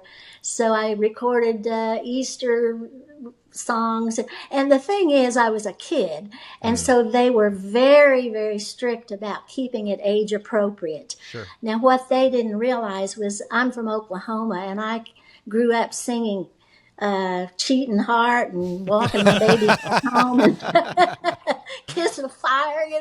That Right. was what I was used to singing, and they're restricting me to these little kiddie songs. And so that was kind of, except for the hippo song, they were all pretty much forgettable little kiddie songs, which was too bad. But the 77 Santas was a cute little, Yeah. 77 Santas I counted yesterday. Big ones, small ones, fat ones, tall ones, kind of cute. And then the Angel in the Christmas Play was about being a little mischievous girl. That, put glue in somebody's mailbox and put ants in the teacher's chair, that kind of stuff. Yeah. And then you said, "I'm the angel in the Christmas play." That's so good. Yeah, 77 Santas is great. And what's fun is you can find these songs. Like you can watch them on YouTube. So if you guys want to listen to some more Gayla Peavy, you definitely should do that. 77 Santas, I love that lyric about how do they all fit down the chimney. I thought was really, really funny. That one had me chuckling for sure. So good. Yeah. All right, Gayla, before we let you go, since we're a countdown show, we always ask our guests to give us their top 3 of something. Yes. And since you're so great with the music, would you mind giving us your top 3 Christmas songs, starting at number 3, working your way up to number 1? Okay. Well, I would have to say "I Saw Mommy Kissing Santa Claus," and I have a connection to that because I knew Jimmy Boyd. He was also on Columbia, and he came out with that in the Christmas before I came out with the hippo song. Wow. So we got acquainted, and he actually made some records together. So Jimmy Boyd's "I Saw Mommy Kissing Santa Claus." Amazing. And then number 2, I have a real connection to "Silent Night" because I sang it on the top of a 30-foot Christmas tree for 25 years. What? Wow. Where? Yeah, in San Diego. Oh my gosh. And it was like an annual thing, and I was at the very top, and I sang "Silent Night." So that's 2. And of course, what else would be number 1? "I Want a Hippopotamus for Christmas." That's right. Yes. Absolutely. Absolutely. Do you still love singing the song to this day? Does it hold a special place in your heart? Oh yeah, I do, and it's just fun to hear it on the radio and everywhere you go. Do you ever find people say, yourself? "Oh, Do you ever find yourself at a department store or grocery store and it's playing on the radio and people are humming along to it and you're like, yeah, I sang that. Yep, all the time, even at Disneyland. Yeah. It's playing in the Jungle Cruise. They play it in other places. Yeah, it's very fun. It's amazing. That's incredible. You are an absolute icon, and we are so incredibly grateful that you took the time to hang out with us. We are huge just Christmas fans in general and music fans, and the fact that this show has led us to getting to chat with you is a real blessing and a gift, and we're so grateful that you took the time to hang out with us, Gayla. Well, thank you. And I might say that I just finished writing my memoir book. Ooh. Plug So it. if anybody is interested in kind of how all this came about and some of the backstory, it should be out. I was hoping it would be out by Christmas, but it's delayed a little bit. But kind of look for it. It'll be fun. Do you have a title? Yes, the title is "I Want a Hippopotamus for Christmas," and the subtitle is "A Life Story of Faith, the Hippo, and a Song That Endures." I love it. that. We will be on the lookout for it for sure. Yeah. As soon as it's ready for pre-order or whatever, just ping us. We'll put the link post it everywhere for sure. and make sure everyone knows to go out and grab a great. copy. Oh, that would be great. Thank you. Absolutely. Of course, our pleasure. Yeah. Merry Christmas, Gayla. Thank you so much. Happy holidays. Thanks for talking to us. Thank you. Merry Christmas. Merry Christmas, Gayla. Thank you. All right, that was awesome. Gayla Peavy, such Icon. a cool person to talk to. I want to be best friends with her. I know. I feel like maybe I almost am. Maybe. Maybe. I I don't think know. she lives here in Southern California, so I just got you to could send her just a Christmas card. track her down. That'd be creepy. Yeah. Hey, thanks for coming on the podcast. We're best friends I now. love how I just texted a Christmas card with my hands. Oh, jeez. You could do it. I know, but I was thinking I would send her a Christmas Sure, card. yeah. Anyway, Gayla, thank you for Yes. joining us. That was a blast. Speaking of music, yes. we've been doing these Tinsel Tune little breaks, Yeah. letting you know some cool new music. I've got one. Do you have any Tinsel Tunes? I want Chris to hit that music. Yeah, let's hear that music, Chris. There's no. Do we tinsel. have music? No, we no, don't. we don't. We brought it up last he time. hung you out to dry there. Right there. I know. Because you were like, maybe if you told me 7 weeks ago, I could have done something. Tinsel Tunes, Tinsel Tunes. It is time for Tinsel Tunes. Yeah. There we go. There it is. Boom. There it is. Nailed it. Fantastic. This is how you know we're good friends. When I tease you like that, it means we're best friends. And also that I'm a little bit of a jerk. All right, let's see. I'll go first. I got a good one here. Ooh. This is a singer named Kelly Finnegan, who has a very popular Christmas album that is called A Joyful Sound. Ooh, okay. Joyful Sound. There's an instrumental version of it. It's kind of like a R&B sort of a vibe. But she has a new song here in 2025. A little I don't even know what you call it. It's just a single with an A and a B side. Okay, cool. I'll have to check it out. I have 2 Tinsel Tunes this week. One is a new song that I just stumbled upon, but came out in 2021 on an album called We Need Christmas by an artist named Matthew West. Are you familiar with Matthew West? I've brought songs to you from Matthew West. He's great. So good. And I don't know if I Christian artist. He's a Christian artist, yeah. And he has this incredible song called The Hope of Christmas. Do you know that one? Yeah, I do. Just the opening alone. Like if you grew up as like a church-going kid and like remember what Christmas was like, sort of as a kid, and like you just clocked all these moments of like, the Hallelujah chorus being sung on this day and doing the midnight mass. It like feels like it perfectly captures what childhood Christmas was for me, and I'm sure for you as well.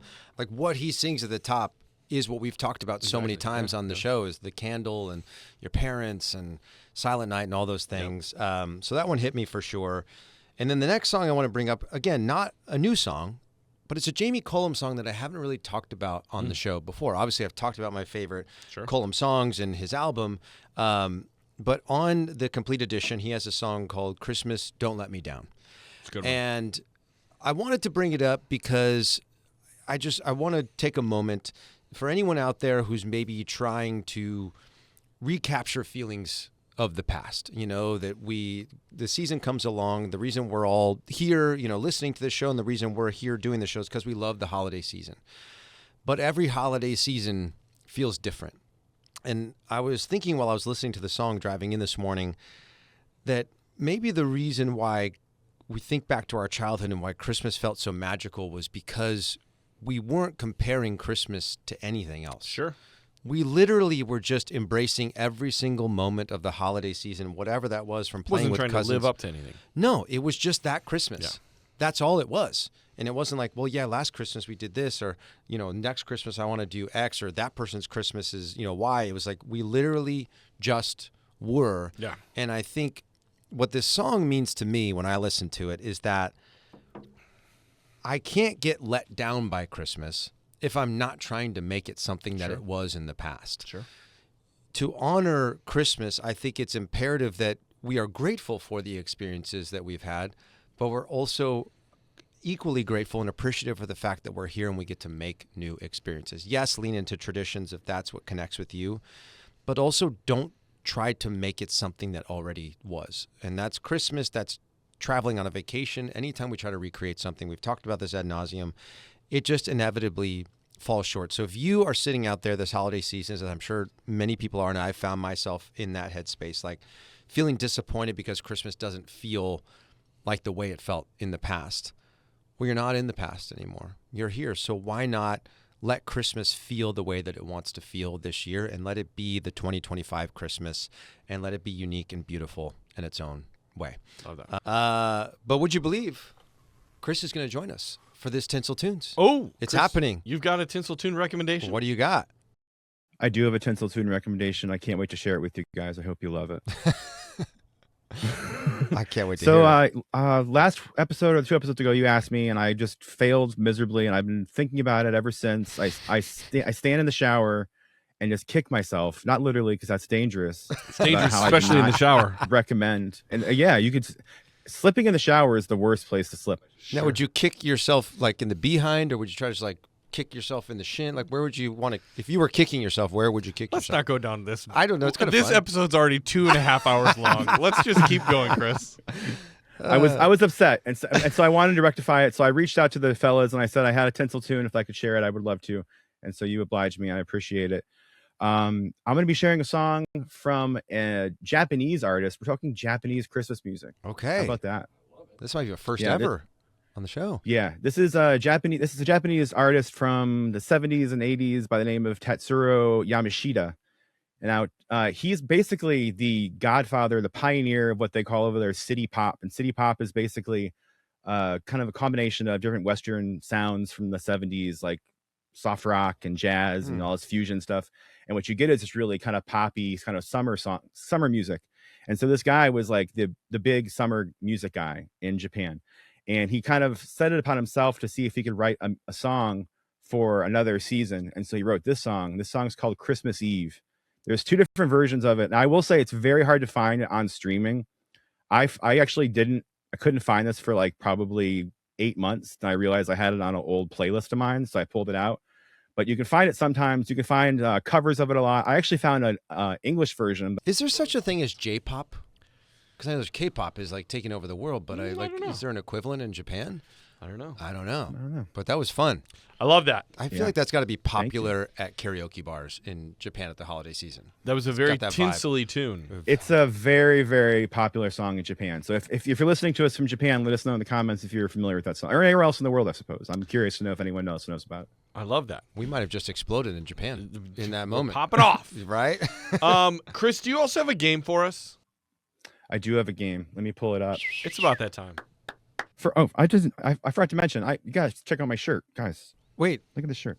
let's see it. I'm nearsighted. You might have to read it for me. I should probably keep my mic on so I can tell you What what does it say? It's Can you see it? Wait, is that the Nirvana? Is that Clark Griswold? Or who's that? That's Mike Bublé. Mikey Oh Bubbles. my gosh. Michael Bublé in a Christmas hat Wearing a Santa hat, and it's the little boy swimming in the pool. for Nirvana. Yeah. Oh, that's so good. That's pretty good. love You know that little boy like sued Nirvana. Did he really? Yeah. Oh, like as an I adult. think he sued him like a couple times. Yeah, as an adult, basically was like, he claimed, you essentially took advantage of my naked body. Right. But was it like a stock photo? Or who was? I don't know what his connection to I'm Nirvana was. sure that the parents got paid. It's gotten thrown out twice. I'm assuming because it's frivolous, but I'm sure that the parents got paid something for it, and then they probably just We should sue wasted the it away on parents. whatever. It's probably not a lot. Right. Wow. That's crazy. Anyway, so I've got a game. We've got a few more questions for Christmas Clash. We should probably get through. Ooh. We love Let's a do it. Christmas clash. Let's get through as many as we can. So you know the way it works. We've played it twice before this season. We played it a bunch before. This is just like Family Feud. So we'll go ahead and get started. Here's the first question. Ring if you know it. What's something people argue about at Christmas dinner? Ding. Okay. I'll take it. Yeah. I'm going to say politics. That's a good answer. Politics is the number one answer. Do you want to pass or play? I'll play. How many are you going for here? Yeah, how many answers? We're looking for the top 5 answers. For Top this 5. one. Okay. So we got politics. I'm going to say the past. Ooh. Like arguing about, I don't know how you'd say that, like stories from the past or treatment, like relationships. I'll give you that. I'll give you family drama. That's family number 2. drama. Yeah, that's Okay. that feels fair. Family drama. I'm gonna say sports. Ooh, that's a good one. Number 5, that's sports, football specifically. Wow. Which one was family drama? Was that 2? Family drama was 2. Okay, so we're looking for 3 and 4. Got I'm gonna say food. Food is number 4. We're looking for the number 3 bro. answer. And then I'll say people are fighting about. I don't know if this is a thing. Like kids, like the kids are fighting. They're in the basement. They're roughhousing and somebody gets hurt. Kind of that. It's not going to be one. Okay, I'll give you this just so I got you. I do. I will. And I'm not stalling. I promise.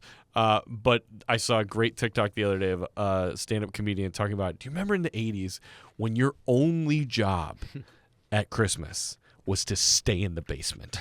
Like no matter what, when you're a kid, stay in the basement. You could stay up all night. You can eat all the candy you want. Nobody will bother you guys. Just stay in the basement. What do you think was happening? And he was like, and you would all be down there, and eventually, when you have like 15 kids and they're all unsupervised, and somebody gets hurt, somebody's like, "I'm gonna go tell mom," and all the other kids would like form a line at the stairs, be like, "No, nobody leaves the basement, or this all ends." Like, Right. And I was like, "That is so true." Me and my cousins were totally awesome. like that. Okay, I got 2 more X's to go through. Politics. Family drama, sports, food. People are also arguing about travel. Not travel. That's going to be the second. Next. Like how Danny, hard make it sure was you have to one get ready to there. go. This is hard. Do you got a good one? I don't. Okay. No. This one may have something to do slightly with football, but it's not. Not But it's enough not that you can put them sports? together. No, it's not. I mean, it could be sports, but it's much broader than that. But it has something sort of to do with it. How? Okay, and I was gonna say like how the turkey was made, but I mean that's kind of food. Yeah. Food, yeah. I have one, I think. I don't know. Give me an X. I can't think of another one. I'm gonna have to time you out. Danny, what do you think? I was going to say like games. People play games. Oh, playing board games. Yeah, board games could be any sort of game. I don't believe that made the top 5, so I'm gonna have to give you an X. The number 3 answer, what we were looking for was what to watch. Oh yeah, that's good. Yeah. I had What thought to like put on the TV. Yeah, I thought like what music to listen to. Sure. Yeah. But people go, what to watch? That's the one thing we Yeah. happen done on this show in Yeah. the past. But okay. All right, that was good. That was 4 out of 5 though. You crushed Pretty that good. one. Pretty All good. right. Do you want a piece of paper? Okay. What's the best thing to do when it's snowing on Christmas Eve? We're looking for top 5 answers for this one, by the way. I'm gonna say go like snow tubing or sledding. Play in the snow is going to be number 3 answer. Ooh, you can take this. 3. You're not Wow. gonna play it? Well, no, you can try to steal it. Oh, I can steal it With a higher yeah. number, yeah. And what was it? Phrase the question. I just want to hear the question again. What's the best thing to do when it's snowing Best on thing to Christmas do when Eve? it's snowing. So, whether you're inside or outside, Right.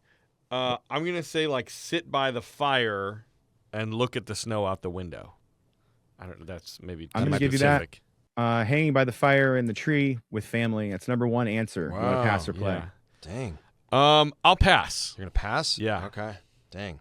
So we're looking for 2, 4, and 5. Okay. I'm gonna say take some photos. of the Take snow. some photos is incorrect. Well, it's not incorrect, but it's not there. This is somebody who's not grown up with snow. So I'm like, oh, it's snowing. Let's Get get the camera. a photo of this. Get a big bowl of it and eat it. When we say play with snow, are we talking about like building a snowman, all those sorts of things? Yeah, that's gonna fall all under those there. types Okay. of things. All right, so you're gonna hang by the fire, maybe make a warm beverage, like a hot cocoa. I'll give you that. Drink. That's the number 4 answer. Just drink, period, with an exclamation point. You probably got to shovel the driveway or the sidewalk. On Christmas Eve? I don't know if you got family coming over. I'm gonna give you the X on that one. That's not gonna be one of them. So I might have been close there. If it was shoveling. There's no more outside. Well, there's no more activities that involve touching snow. Oh, jeez. Touch snow, bro. Just touch some snow, bro. Come on. That fresh pow pow. So it's all inside related stuff. Watch a movie. One of them's not necessarily inside, but one of them, but no more like snow activities. Okay. Yeah. Listen. It's vague. I'm sorry, but it'll explain it. Listen to some holiday music. It's gonna be a no. Jeez, this is hard. Ooh, is that 3X? Yeah, I'm out. I think that was the 3. Do you want to try it? Yeah. Try to What are? steal it, or Tell me the numbers that I'm looking for here. we're looking for 2 and 5. We've already got hanging with the family, playing in snow, and drinking. Ooh. Playing snow, and it's inside. And you said watch movies, and that was a no. Yeah, I said listen to like holiday music. Yeah. I would put that probably with hang. That's with what, family, okay. Probably. It's snowing, and we say light a fire? Is that kind of that was all in the first? That was in the hang first. by I'm the not fire. trying that to. was the first one. Okay. These are hard for sure, and I'm surprised that the number 2 this many people said that. It's a thing you do, but I can't imagine that this many people said the exact same thing. Right. It's snowing outside. It's Christmas Eve. Let's go to bed. Put on a jacket. I don't know. Yeah. Turn on the heat. That might. Well, Turn on the heat. Turn on the heat is incorrect. I don't know what. All right. what are they? Let me get you what we got. Number 2 is look at Christmas lights. 24 people said look at Christmas lights. Wow. Okay, so you would go out driving. Yeah, I guess drive around and look at Christmas I lights. guess that's while a good snowing. idea. Go Yeah, driving around the snow. Yeah. That's fair. In my head, when I think of snowing, I think of snowing where you wouldn't necessarily want to drive around. Yeah. That's what I was thinking too. Yeah. And then the number 5 was wrap presents. Sure. Oh. All right, fair. Wrap presents. Wrap Yeah, presents. yeah. Let's do one more. How about that? One more. Name. Oh, this is a good one. I think. Okay. Name something you can't imagine Christmas without. Family. Family is the number 1 answer. Do you want Let's to pass go. or play, Danny? Oh, I'm playing. Let's go. I'm in. Okay. That one was for Kitty Christmas. Let's go. All right, family. I'm going to say music, Music is number 3 answer. movies. Movies is not on here. X. That's one. That's wild. How is movies not on the list? People. Food. Food is also not on. There. These people. Not in the, we're looking for These top people. 6. I'm by the sorry, way. Patreon and all of our subscribers. I know. I just like, how is that not on your Christmas? It's not Let 'em Christmas know. without. Family, music, decorations, I'm going to. Can you be more specific?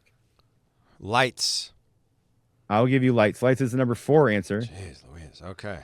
You would think like people just say decorations, very general. I mean, I didn't want to go commercial, but I feel like I got to go presents. Presents is the number 6 answer. We're looking for 2 and 5. Wow. Okay. Whew. Okay. One X You left. look like you've got, I've got something I've got teed it. up Yeah, I here got an real idea. quick. All right. So I got music, lights, presents, family. Food was not on the list. That's crazy. Let's go with church. Jesus. Not in the eyes of our patrons, unfortunately. Wow. Wow. Okay. I'm gonna steal here with tree, Christmas tree. Oh gosh, dang it. You were more specific. That is another way to go. That's Christmas tree. That's number 2 answer. You got it. Dang it. So what's number 5 then? Would that be Would number 5 be? Let me see if I can get it. You'd have a better shot of getting this than Danny. snow? Snow? Yeah. It's Snow. Boom. Informer. Yep. Snow. That was a good cut. I can blam. Boom, boom, down. I That was sang good. that song when I was in 5th grade. Did you know all the words? No. I still don't know all the words. See what I can blam. I like it, boom, down. All right. Amazing. Oh, wait. Yet another guest. Ding a dong. Let's go. Let's see. Folks, our next guest, you might know her probably from her 9 seasons. Wow. Playing Meredith Palmer on NBC's hit, The Office. We have the one and only Kate Flannery from The Office. Meredith is here. Oh my gosh, she's here. Kate, how are you? Merry Christmas, Happy Holidays. How you doing? I'm good. I'm just a little hungover. Not a holiday well, party. it is the season, right? As That's they great. say. That's on brand. That's great. I'm actually on tour. I'm actually on tour because I do a Christmas tour with Jane Lynch because we did an album in 2016. So we are contractually obligated to spend every December together. So I'm on the road. We've been gone for like 3 weeks. We did an album called A Swingin' Little Christmas, and it was actually number 8 in the Billboard Top 10 for a few weeks. So we have the right to be here. We're not horning our way in. It's a great album. I've listened to it for the last few years. Yeah, it's really good. I love the title track, Swingin' Little Christmas Time, is so great. Tell us about the making of the album. How did you and Jane, I know that Jane is from Chicago, and you're a Second City member, or you've done a lot with Second City. Did you guys meet through Second City? How did you guys come together to make this? We did. The first time I ever went to Second City, Jane was understudying for somebody on stage, which we figured this out later. And then less than 2 years later, I was Jane's understudy. So we also worked at the Annoyance Theater. We did a show called The Real Life Brady Bunch, which we did in New York and we did in LA. And I toured all over with it for years. So yeah, we've known each other for a long time. And then when we went out to LA, I got The Office, Jane got Glee, and a million other things. And we started to sing together again. And, and then our shows got canceled similar times. So we decided to hit the road. And I always say we were kind of like award show buddies, which is a very douchey thing to say. But yeah, that's how it goes. And then when our shows ended, we started doing a cabaret act, anti-cabaret. Tell us a little bit. We're going to get your top 3 favorite Christmas songs in one second. I just got one more question for you. Tell us about, we talked about the album that you made with Jane Lynch. You mentioned that you're touring right now. I think when this episode airs, your tour will be completed for this year, but I'm assuming you guys will go out again on the road next year. Tell us what, when you guys do your live show, your anti-cabaret, as you said, what can people expect from that evening? Because I'm sure it's hilarious and unpredictable. Well, it's called A Swingin' Little Christmas. It's got a lot of comedy. It's a concert, but there's a lot of comedy. So it's not a hostage situation. You guys, it's a lot of fun. And it's all Christmas, top to bottom. And, I think, our album is great because it feels like an old record. Like it feels like an old music session from like the late 50s, early 60s. There's some acapella too. But and there's a few things that are fun, but we do like We Three Kings, like Dave Brubeck's Take 5. We do Good King Wenceslas, like it's Louis Primo, Black Magic. There's some nice little surprises. It's great. I mean, you don't get a Dundee, unfortunately. See, I have this is a liquor store Dundee. Oh my gosh, you still have it? Look at that. No, this is from the liquor store. It's just a small one. Oh, it's just a liquor I do store have my one. Oh, okay. Oh my liquor gosh. store Dundee, which yes, you can have it. Yeah, it's small and you can't touch it. That's what she said. Hey, sing a boom. Oh. I love that. Kate, thank you so much for popping in to say hello to us. We're such big fans of you and all Thank of your you, work. guys. So, Merry Christmas, Happy Holidays. Happy Have a holidays. good rest of your holiday season. That was very cool. Very, very cool. We're going to jump in here real quick and give a tiny little Disclaimer? disclaimer. Yeah. That interview with Kate was amazing. She was having a little bit of technical issues with her connection to Wi-Fi, us. yeah. So some of it, we may have lost a little lot bit of of it it, I in think, the yeah. edit there. But she did tell us about how shooting episodes of The Office, the holiday specials, were so amazing and fun. Yeah, it was. I mean, my office-loving heart was so full. I had so many questions I wanted to ask her, but we only had so much time. So obviously, if you've been with us for a long time, you know I love The Office. So I definitely asked her about the holiday episodes and how energetic those episodes were with the ensemble. And I asked her if she had any like things that she saved, and the coolest thing she said was the hip cast that she had when Meredith broke her hip, that John Krasinski had signed as Jim, which I thought was really, really, really cool. So it was such a blast to get to chat with her. I don't think I've ever geeked out so hard for a guest we've had on the show. So thank you, Kate. And thank you, Eric, for making that happen. Absolutely. Make sure you check out her Christmas album with Jane Lynch, A Swingin' Little Christmas. So this episode's now, we've been here for a week. We've been recording this episode for a week. I think it's time to get to the countdown. Let's do it.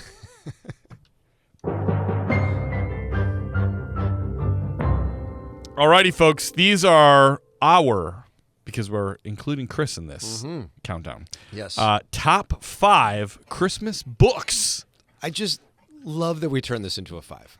And that we brought somebody else in to help us fill out the episode. That we've had like 5 years to put this together, and we distilled it down but we're doing it to these books. But this was a lot of fun. This was fun. And I'll share more about why it was fun for me in a moment. But I'm excited to hear your 5. All right, my number 5 is a very cool book. It's by J.R.R. Tolkien, who wrote Lord of the Rings and The Hobbit and all of that. Great philosopher and writer and Christian philosopher. It's called Letters from Father Christmas, and it is a collection of letters that came to his children from the North Pole, from Father Christmas, as well as from the North Pole Bear, which is very cool. Wow. And it tracks all the way from 1923, I think, is when it starts, and it goes all the way through 1943. Oh, wow. So it's like his children's whole lives. And it's all these letters from Father Christmas and checking in about their lives and updating them about things that are happening at the North Pole and the drama with North Pole Bear and who's always grumpy but helps him out with the elves. And it deals with, obviously the war happening and the start of World War II, and children's Father Christmas is giving them sort of advice to like hold on to hope, and even though things might be sparse this year, we can still find goodness and things to celebrate. And it's a really beautiful book. It's not super long. It's something that you could read with your kids. But yeah, Letters from Father Christmas by Tolkien is my number 5. Ooh, I've never even heard of it. I gotta check it out. Yeah. All right, so for my countdown list, I brought in some help for this one. I'm a dad. That's no secret to anyone out there. I have 2 young kids at home, and I have 2 young kids who love books. I love it. They love reading. Emerson's just becoming such a whiz at reading, and it's been so fun to watch them embracing story as a storyteller myself. And so I thought, what a cool opportunity to bring my kids into the fray a little bit. I chatted earlier in this episode about how my dad used to record me when I was a kid, and how cool it is to go back and to listen to my voice at age 4 and how I talked and things I was interested in. So I thought, you know what? Let's bring my kids into the fold and have them help me put together my top 5 and even lend their voice to why we picked those top 5s. So our number 5 selection, the Jordan family selection, is going to be a brand new book that just came out in September of this year by one of our favorite authors, which is Jory John. You may know he wrote The Big Cheese. He wrote the Bad Seed, The Good Egg. He's just got these incredibly insightful books that are also silly and fun for kids to relate to. So why don't we play the clip of what my kids had to say about this book? Have Yourself a Cheesy Little Christmas by Jory John.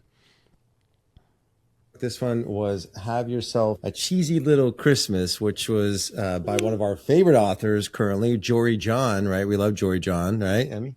Yes. We love The Big Cheese. The Bad Seed. What's another one? The Humble Pie. The Smart Cookie. Smart Cookie. We love these books. And The Good Egg. And The Good Egg. So many great books, right, Riley? Yes, but in this one he was so exhausted because it was too loud, too obvious, and too just Christmas celebrations. And we all saw joyness, but the big humble cheese did not see everybody laughing at his jokes. Interesting. So what happened in this book, Emerson? Can you tell me what happened with the cheese's Christmas party? The washing machine exploded. And then what happened to his house? It got so messy. And he was all worried because he normally throws a big what? party. And he wasn't going to be able to throw the big party, but somebody came to save the day, right? Who saved the day? Wedge. Wedge saved the day. And was Wedge's party the same as Big Cheese's, or was it a little bit different? A little bit different. What was different about it? Wedge's party, his house was all great, and we talked and had food and hot cocoa. Right. Remember the message of the story was, yes, Riley, what do you think the message of the story was? He had a good time, but in simple ways he did not. But he was in trouble when he did not have turns to talk like everyone else. And Wedge was so excited that everyone but him was accepted, and even they were all loved and cared for and love each other. That's right. I remember he was walking home and he thought to himself, he's like, maybe you don't need a big party with all the extravagant things. Maybe you just need something simple with those that you love, right? And voila, everyone can have a great time and be present. Where would you rank it, Emerson? I'll take it 62. You'll take it 62. What about you, Riley? 1,002 million. Ooh, wow. Good rankings. All right. On to the next one. That's great. I'll take it 62. That's funny. I feel like we should rank ours like that moving forward. All right. That was our number 5. Have yourself a cheesy little Christmas. Chris, what do you got? All right. So I've got a bunch of books because I got books. Nice. So Nice. I'm going to do a bunch of different types of books. I got some fiction, nonfiction. This is going to be a good coffee table book. This is the Christmas at the New Yorker. This is 8 decades of Christmas stories and things from the New Yorker magazine. There's little cartoons and stuff, and it's a good coffee table book. It's a solid book to have out on the table to kind of browse through while you're waiting for everyone to get their coats on so you can get out the door. Good stuff. That's funny. I love that. That's a great selection. Great. I have no coffee table books. I love coffee table books. Because I have small children. Yeah. All right, my number 4, I'm going to do a classic. I'm going to do Christmas Carol by Charles Dickens. Yeah. There's just so many great adaptations of this original story that Charles Dickens wrote in 1843. It kickstarted the modern Christmas revival, and I just think the basic story of someone who is sort of miserly and they don't have much gratitude in their life, right? And then being shown their past and their present and their future if they continue along that path. It's such a great redemption story that does not feel necessarily based in like so many like sort of big classic stories that get done over and over are a lot of times based out of like biblical stories. Right. And this is not. It's really like an original story that Dickens came up with, and it's been obviously adapted so many different ways on stage, film, opera, other books, TV shows. And I love the story of Christmas Carol. I love the different ghosts. I love the journey that it brings you on. And so, yeah, my number 4 is going to be Charles Dickens' Christmas Carol. As an actor, do you have a favorite character in Ghost of Christmas Present? Yeah. Yeah. Have you ever played him? No, but I would love to. Oh, you'd be an amazing Ghost of Christmas Be a Present. good one. All right, number 4 for the Jordan family is going to be a series of books that we'd never read before. I know they're very popular with kids. It's the Grumpy Monkey series, and this is one that came out in 2021. Author is Suzanne Lang, and the title of this one is Grumpy Monkey, Oh No, Christmas. Let's hear what the girls had to say about it. What do you think was the message of that book? What do you think they were trying to tell us? You have to celebrate. Ooh, I love that. There's always something to celebrate, right? What about you, Emmy? What did you take away from that book? He's so grumpy that he had a headache. What? A headache. Oh, I saw like you said headache. Do you say onion as well? Do you say onion or onion? Unbin. Unbin? What do you say? Onion or onion? How do you say onion? Bunyan. Bunyan. Well, that's something that's on your toes. Okay, so this was the first time we've ever read one of these Grumpy Monkey books, but he was kind of upset all day long, right? Yes. And he wasn't noticing all of the good things in his life, right? Yes. Definitely. And then what happened once he started noticing all of the good things that maybe he'd missed? Did his mood change? Yes. What did his mood become like then, Riley? Nice or naughty? I think it was nice, right? He became happy.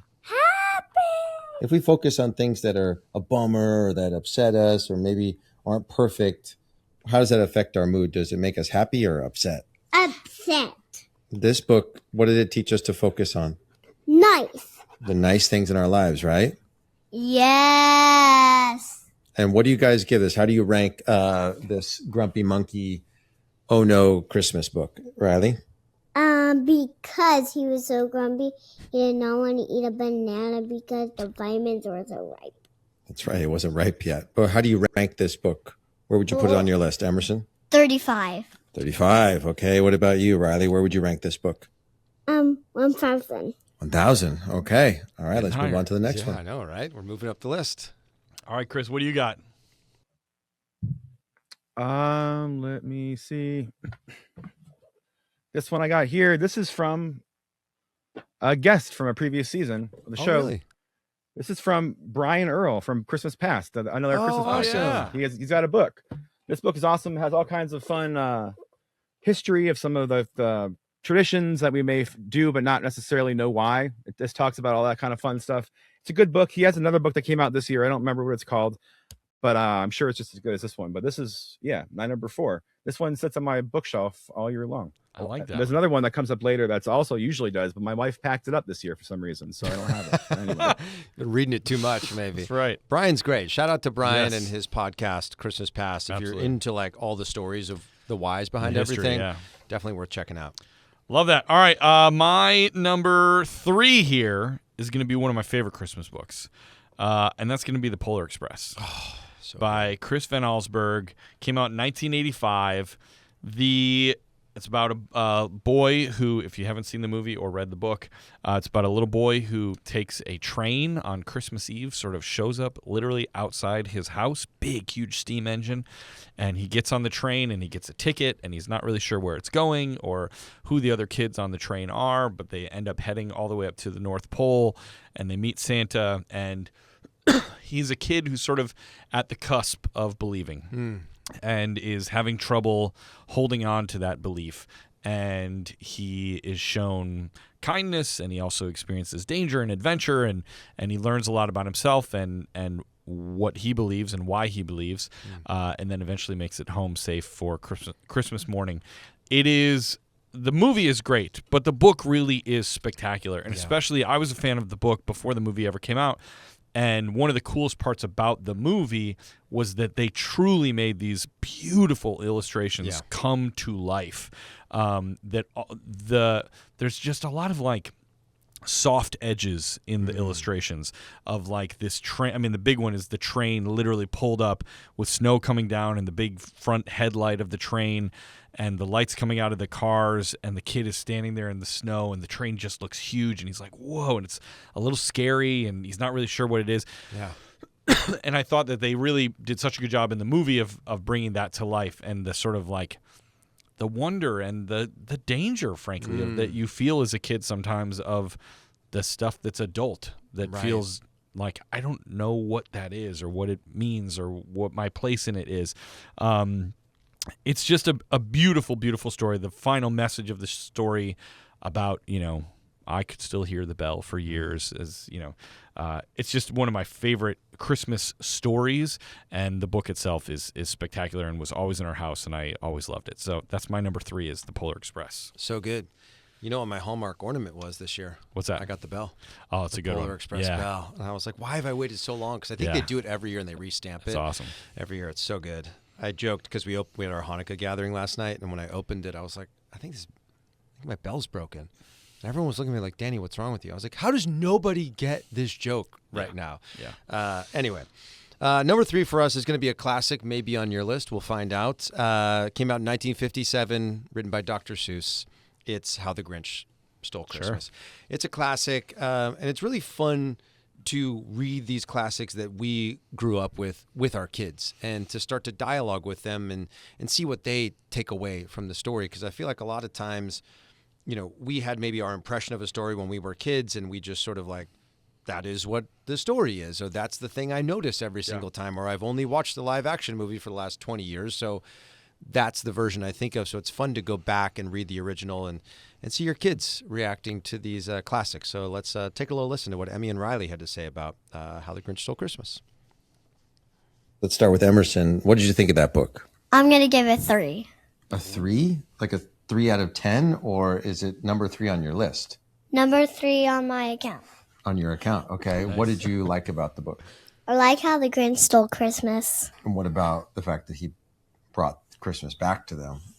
What do you think about that part of the story?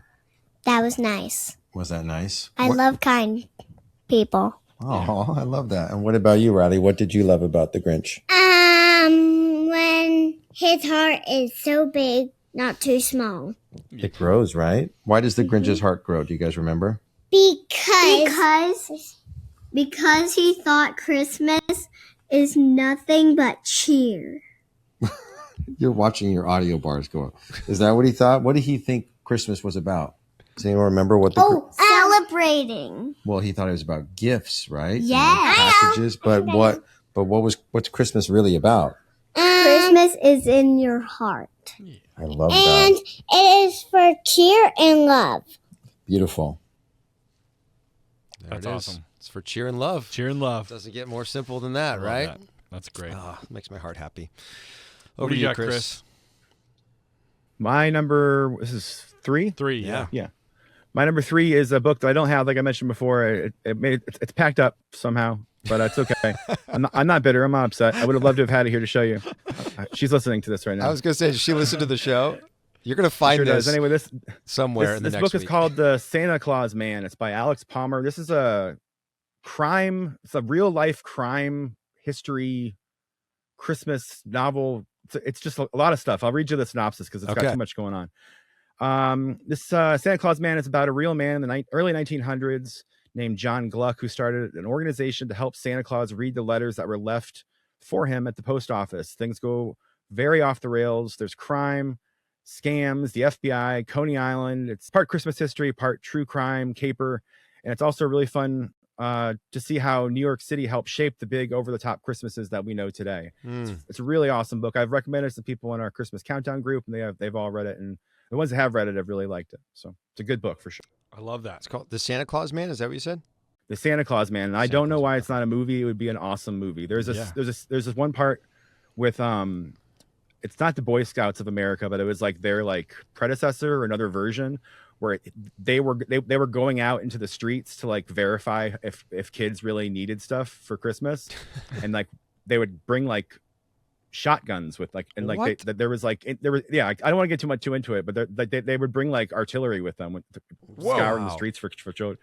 There's a lot going. It's a good book for sure. It's a good one. Well, I don't know if you knew this, but 2 of your friends started a movie production company that does nothing but Christmas movies.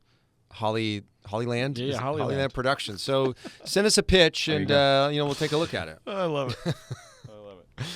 All right, my number 2 is so good. This when I knew we were doing books, I was like, I loved this book since I was a little kid. They did also make a movie of it, but I loved it as a book first. And that's The Best Christmas Pageant Ever. Oh, yes. It came out in the 80s. It's by Barbara Robinson. And I think actually, let me look when it came out. I think it actually maybe came out in the 70s. Pause for 1 second. Yep. Just check the cameras real quick. Pageant Ever book. Yeah, sorry. It came out in 1972. I just remember it from the 80s because that's when I came into the picture. But it was around ever since I can remember. And I think it originally was actually off of a news article or a newspaper like short story, and then she wrote it into a book. It's all about this family known as the Herdmans, and it takes place in a small town in the Midwest. They're doing their traditional annual Christmas pageant at the church, and everybody's planning on it going accordingly and how it always goes. And this particular year, there's this family known as the Herdmans who have these 7 kids, I think, who are basically the parents are never around. The Herdmans are always dirty. They smoke cigars. They're like punching people and biting people, and they're just like these what are known as bad kids. They're the kids from the wrong side of the tracks. And the oldest daughter basically says, "I want to be Mary in the pageant." Right. And everybody's super scared of her. And so she kind of just bullies her way into playing Mary in the Christmas pageant. And at first, everything goes wrong and she's bad at it and doesn't know her lines and is kind of like scaring the other kids, and the kids are getting into trouble. And you start to think like, yeah, that's why you shouldn't be a part of this, because you're causing trouble, right? But then eventually she has a greater grasp on what the true story of Christmas is, and why it's important, and why, the story of Mary and Joseph were, these kind of ragamuffin people that, weren't perfect and didn't have it all together. Right. And it is just the greatest ending to a story ever, and it warms your heart about what the true spirit of Christmas is, and it's a real sort of like check in the mirror on yourself of like, we all like to think like, I want it to be perfect and I want it to be just like this, and this is how I imagined it in my head, and we push so hard for that. But this book really shows you that like sometimes an unexpected new way to think about something or do something or start a new tradition is exactly what you need. So if you've never read The Best Christmas Pageant Ever, it is a beautiful book, great book to read with your kids, who are maybe not like little kids, but middle school and up. Great. And the movie that they made a couple years ago was great too. So Best Christmas Pageant Ever by Barbara Robinson is my number 2. Yeah, you went and saw that with Miles, I did, right? yeah. At the Grove, which was so cool. All right, next up for the Jordans is going to be a book that came out in 2003 by, again, one of our favorite authors, Mo Willems. Are you familiar with Mo Willems, who does like the Piggy and Gerald books and the Pigeon books and all those? They're great for like early readers because they express a lot of emotion. They, go through various sort of things that kids navigate with their friends and with their family, which is great. And it does it in an accessible way for kids. It's really helped Emerson really thrive as a reader. And Mo wrote a Christmas book called Don't Let the Pigeon Drive the Sleigh, which my kids love so much. So let's take a little listen to their feedback on it. Let's start with Riley here. What did you think of that book, Don't Let the Pigeon Drive the Sleigh? He just wanted to drive the sleigh, but no one wanted him to. Why not? Because he was so naughty. He was naughty? Is that really part of the story? I don't think so. Why does the pigeon want to drive the sleigh so badly, Emerson? Because no one lets him do anything. Oh, really? And do you guys like that book a lot? Yes. Why do you like that book so much? Because it's so funny. What's so funny about it, Riley? What's the funniest part of Don't Let the Pigeon Drive the Sleigh? He says, "Bah," that's the funniest, ridiculous part. He says, "Bah," and then he says, and also, humbug! Okay. You like screaming into the mic? All right, where would you rank Don't Let the Pigeon Drive the Sleigh on your top children's Christmas books? Riley, what do you give it? Do not let him drive the sleigh, but he kind of is naughty, but he's not. I'm going to give it 7. 6, 7. 6, 7. I want to give it a number. I give it 100 million thousand. 6, 7. Had to slip a little 6, 7 in there, obviously. If you've got young kids at home, definitely recommend Mo Willems' books. They're so fantastic. What you got, Chris? My number 2 is a cookbook. Guys, I'm a chef. Oh, let's go. You guys remember I'm a chef? Yeah. I'm a chef. This is Jamie Oliver's cookbook. This is Jamie Oliver's Christmas cookbook. This is a salad book. Look at all the things in here. Oh, wow. I've used this thing several years. We're making probably 3 or 4 things from it this year. I also do like Thanksgiving stuff with it too. There's a lot of like kind of rustic, fun English food. It's good. It's good eating. It's not necessarily healthy for you, but that's the point of it. I love that. But yeah, this has got like some Do you have a favorite thing in there? I was going to ask the same question, yeah. My favorite thing in there, it's a porchetta that's stuffed with like stuffing. It's like real crispy on the edges. We've done it a couple times with like a pork belly. Wait, it's pork stuffed with stuffing? Whoa. That sounds delicious. That sounds incredible. Oh, I love that. I love that. That's pretty good. Yeah. All right, my number 1. I brought in my number 1. What? You did? I brought in the actual book. This is 'Twas the Night Before Christmas. Came out in 1823, originally by Clement Clark Moore, or possibly Henry Livingston Jr. There's debate on who came up with the original poem. Now, this particular one was illustrated by Tasha Tudor. And you can see on the inside of this book here, says Eric Thomas Petersen, December 25th, 1981. Whoa. Much love, great grandma. Wait, was that your first Christmas? This is my first Christmas. Dude, that's incredible. Isn't that cool? And this particular 'Twas the Night Before Christmas, because of the illustrations, I don't know that anything feels more Christmassy in my life than this book. Let me see if I can find my favorite. I mean, even like these pictures of the fireplace just is what I instantly think of. These are the children with sugar plums dancing in their heads. Do we know, are these the original illustrations to go with the story? Do those exist? I don't know if I've ever seen. I don't know. I think this is more just this version. Okay. But my favorite part about it is that Santa in this version truly is a right jolly old elf, and he's short and plump.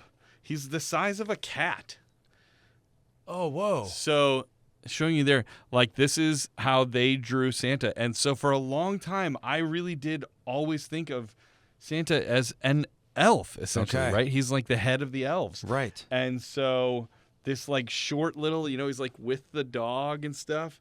Like this is what I always pictured when I would picture Santa. And then at the very end, obviously, you have just the greatest. Oh, that's the great. greatest big, beautiful picture of Santa flying away with the reindeer. And it's just all perfectly 80s. It's kind of soft edges. And so we always read this particular one every Christmas Eve to the kids. Yeah. We break out this book, and I love it. Oh, my gosh. Yeah, it's my favorite. That is beautiful. I wish I had an old Christmas book like that. I feel like everything in our house is new, which is why we don't have 'Twas the Night Before Christmas at our number one, because my kids are really into silly stories right now, and I'm sure many of our listeners out there who have kids that are into silly stories. So hopefully this helps you find some books to connect with during the holiday season. Before I reveal my number one, I just want to remind you guys, if you are not following us already, please make sure you do so on social media. We are at Christmas Countdown Show. Please also follow and subscribe to the show. We do like to release bonus episodes. So if you just found us this season, we do these like off-season bonus episodes. We'll check in from time to time, maybe every couple months. So if you're like, man, I need more of these guys, don't worry. We like to check in with you guys throughout the season. So make sure you tap that follow button wherever you are listening. We also have the Patreon group, which if you want to be a member of, that's an active group all year long, not just at the holiday season. And the link for that is in the episode notes. But without further ado, here's the Jordan family number one. Just by the title alone, I'm sure you get that this is a very silly book that came out in 2012, written by Wendy J. Silvano, and that's going to be Turkey Claus. Sure. And here's what the kids had to say about Turkey Claus. This one was really silly, really fun. This was Turkey Claus, right? By Wendy Silvano. Who wants to tell me a little bit about this story? Emmy, you said you loved this story. You read it at school. What's the story about? Turkey disguising himself to try and tell Santa. What does he want to tell Santa? His Christmas what? Wish. Right, because Turkey is really excited that he survived Thanksgiving, right? And then he hears the farmer say, "Ooh, I love turkey for dinner," because they know Christmas dinner is coming up. And so Turkey's like, "Oh no, I got to disguise myself." And so he disguises himself as all these different things up at the North Pole, right? Like, what are some of the things that Turkey disguises himself as? Does anyone remember? Me. A tree, a present, and Mrs. Claus. That's right. But the elves keep saying, "Wait a second, no turkeys allowed here," because they see the feathers and the beak and all those things that a turkey has that the other things don't. And then what does a turkey disguise himself as to finally get his wish to Santa? Do you remember, Emmy? A present. And then does Santa grant Turkey's wish? Yes. Yep, it's true. That's a really cute one. Riley, how would you rank it? 1,000 million. Ooh, good ranking. Emerson, how do you rank Turkey Claus? Infinity. Whoa, is that your favorite one so far? Yes. All right. There it is. There you go. That's our top 5. That's pretty good. What do you got, Chris, for your number one? My number one is this is a book of satirical short stories by David Sedaris. It's called Holidays on Ice. This is like PG-13. So this is more for adults. Yeah. Sure. Nothing crazy in it. This is so good. I would also recommend the audiobook because you can hear the author read some of these stories. They're so good.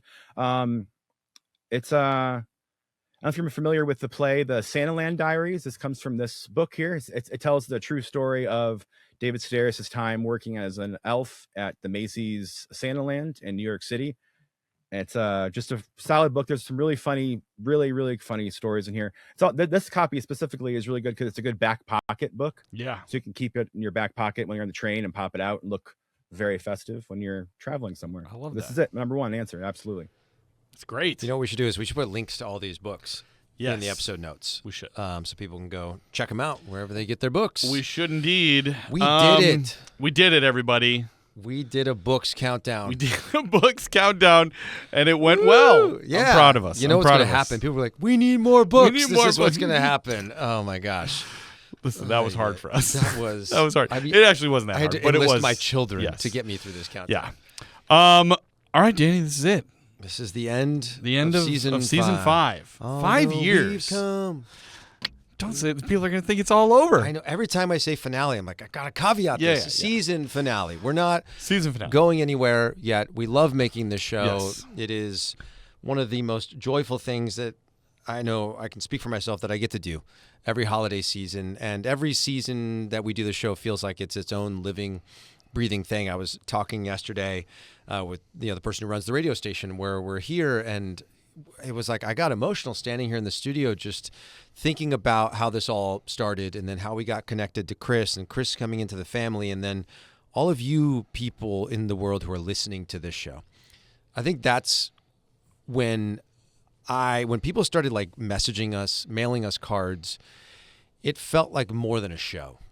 We call ourselves Christmas Countdown Show, but like I think we're more like Christmas Countdown community, Christmas Countdown family. And you all who are listening, who come on this journey with us every single season, who reach out to us, you inspire us to make the best show we possibly can. And I think that means being present in the holiday season. I think since we started doing this show, what I think of when I think of Christmas has shifted dramatically. And this show has been a massive gift for me in my life. It's helped me through some of the most challenging chapters of my life, of having a second child and my dad being sick and just, my own sort of mental health journey and all that sort of stuff. This show has been a constant in my life. Eric, you have been a constant in my life. Chris has been a constant in my life. Everyone listening, you guys have been a constant, an anchor in the storm of life. And just like so many people reach out to us and say, you've helped me so much. I want to stress that this show has helped me grow as a human being to, I think, truly become a man and a father and a husband that I'm proud of being in this world. It has inspired me to be better. Talking to you, Eric, motivates me constantly to be a better dad, to show up in new ways and to be a better listener and to be more present. And it's a gift, man, to get to do this show. And it's sad that it's ending this season. But I'm also like, this is the most full I think my heart has been at the end of one of our seasons of our show ever, because I feel like it's the most present I've been. It's the most calm I've ever been sitting in this chair. And I'm just really, really grateful to be here and to get to do this thing with you and to connect with all of you listening around the world. It is a gift. I know I say that over and over again, but it is a gift, and I'm grateful. Me too, man. I just want to say a huge thank you to Chris and all the work that Chris does. Yes. You guys know he's obviously a part of all the shows, but he also does all of our editing and does just a ton of work that, like we said, I don't know if that was earlier in this episode or another episode, but it really allows Danny and I to just kind of exist in the moment when we're recording, so we don't have to worry as much about the other production side of making this show. I want to say a huge thank you to Danny for being just awesome and for really letting me tell every joke this season. and I really appreciate that very much. Growth. Growth, that's right. No, you're a great friend, buddy, and I look forward to when we're doing this the end of every year, October to December, and for me as well. It is, the world is strange and hard and has high highs and low lows, and having anything that is a constant, whether that be friendship or a project that you're working on, is always it's just really important. And you're a good buddy to me, and I really appreciate that. Love you, man. And lastly, I want to say a huge thank you to all of you that are listening. As we've said 1,000 times before, that this show is nothing without you guys. And when we made it, we didn't think any of you would be out there. And I always go back to, I think it was from our first season, one of the letters that we got of a kid that said that they listened to the podcast like under their sheets at night with a flashlight because like their family wasn't Jude, as I think into was the name of that. they weren't as into Christmas as the kid was. And I go back to that listener a lot of times, and I'm just thinking like that's who we're talking to. And I know a lot of you have told us that you feel like you're just sitting in the living room with us and we're talking through Christmas stuff. And we really, we say this all the time when we're reading listener emails that we just want to bring joy and happiness to you. And, we talked about this, I think this was last season, of the idea of a ripple, that like I can't solve all the political problems of this country. I can't solve the wars that are all over the world. I can't solve the inherent rudeness that seems to be permeating a lot of our society. I can't solve all of those things. But what I can do is I can put joy into the world, and I can put lightness into the world, and I can put laughter into the world. And I got to believe that that is stronger than the negativity. And that if we keep adding every day, just looking for in the next moment, how can you add a plus and not a minus to the scorecard of life and of the world, then you're doing what you can do. So we're so grateful to all of you who have listened, whether you're listening in your car, whether you're listening at work, whether you're in your apartments, your homes, wherever you are. We love you very, very much. Yes. And we really, we hope that you have a spectacular holiday season. We hope that you have time to slow down, to take a breath, to remember what it's all really about. We've talked about in the past this idea that like the end of the year and winter is a time to sort of like stop everything. Yeah. Stop. If nobody's told you yet, just stop. Just stop. Take a breath. It's all going to be okay. Recharge. The new year will come. New challenges will come. But take a breath. Recharge the battery. Attack the next year with joy and positivity and happiness and gratitude. And it's all going to be okay. Yeah. Agreed. And we have one little thing before we say our goodbyes here. Yeah. Chris has told us that he's prepared a little. Well, he gave us a homework assignment that we did with our children. And that's going to be the button to the episode. We haven't heard it. We're going to hear it, but we're going to sort of say our goodbye, and then we're going to let that play and know that we're probably sitting here crying. Probably. Yeah. Definitely crying for sure, because that's what we do. But we're going to close it how we always do. Yeah. I don't want to say goodbye. That's all right. Should we sing Boyz II Men instead? All right, we're going to close this how we always do by saying a very, very heartfelt Merry, Merry Christmas. And happy holidays. We will see you on the next one. Bye, everybody. See you guys. Merry Christmas.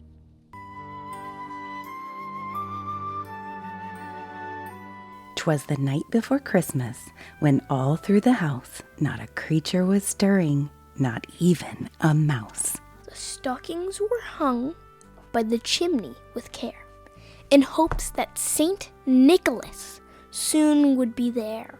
The children were nestled all snug in their beds, while visions of sugar plums danced in their heads. And Mama in her kerchief and I in my cap had just settled down for a long winter's nap. When out of the lawn there arose such a clatter, I sprang from my bed to see what was the matter. Away to the window I flew the flash, tore open the shutters, and threw up the sash. The moon on the breast of the new falling snow, of the muster of midday to objects below. When what to my wondering eyes should appear but a miniature sleigh and 8 tiny reindeer, with a little old driver so lively and quick. I knew in a moment it must be Saint Nick. More rapid than eagles, his coursers they came, and he whistled and shouted and called them by name. Now Dasher, now Dancer, now Prancer and Vixen, on Comet, on Cupid, on Donner and Blitzen. To the top of the porch, to the top of the wall. Now dash away, dash away, dash away all. As dry leaves that before the wild hurricane fly, while they meet with an obstacle, mount to the sky. So up to the housetop the coursers flew, with a sleigh full of toys, and St. Nicholas too. And then in a twinkling, I heard on the roof the prancing and pawing of each little hoof. As I drew in my head and was turning around, down the chimney St. Nicholas came with a bound. He was dressed all in fur from his head to his foot, and his clothes were all tarnished with ashes and soot. A bundle of toys he had flung on his back, and he looked like a peddler just opening his pack. His eyes, how they twinkled, his dimples, how merry. His cheeks were like roses, his nose like a cherry. His droll little mouth was drawn up like a bow, and the beard on his chin was as white as the snow. The stump of a pipe he held tight in his teeth, and the smoke it encircled his head like a wreath. He had a broad face and a little round belly, shook when he laughed, like a bowl full of jelly. He was chubby and plump, like jolly old elf, and I laughed when I saw him, in spite of myself. A wink of his eye and a twist of his head soon gave me to know I had nothing to dread. He spoke not a word, but went straight to his work, and filled all the stockings, then turned with a jerk. And laying his finger aside of his nose, and giving a nod, up the chimney he rose. He sprang to his sleigh, to his team gave a whistle, and away they all flew like the down of a thistle. But I heard him exclaim as he drove out of sight. Happy Christmas to all, and to all good night.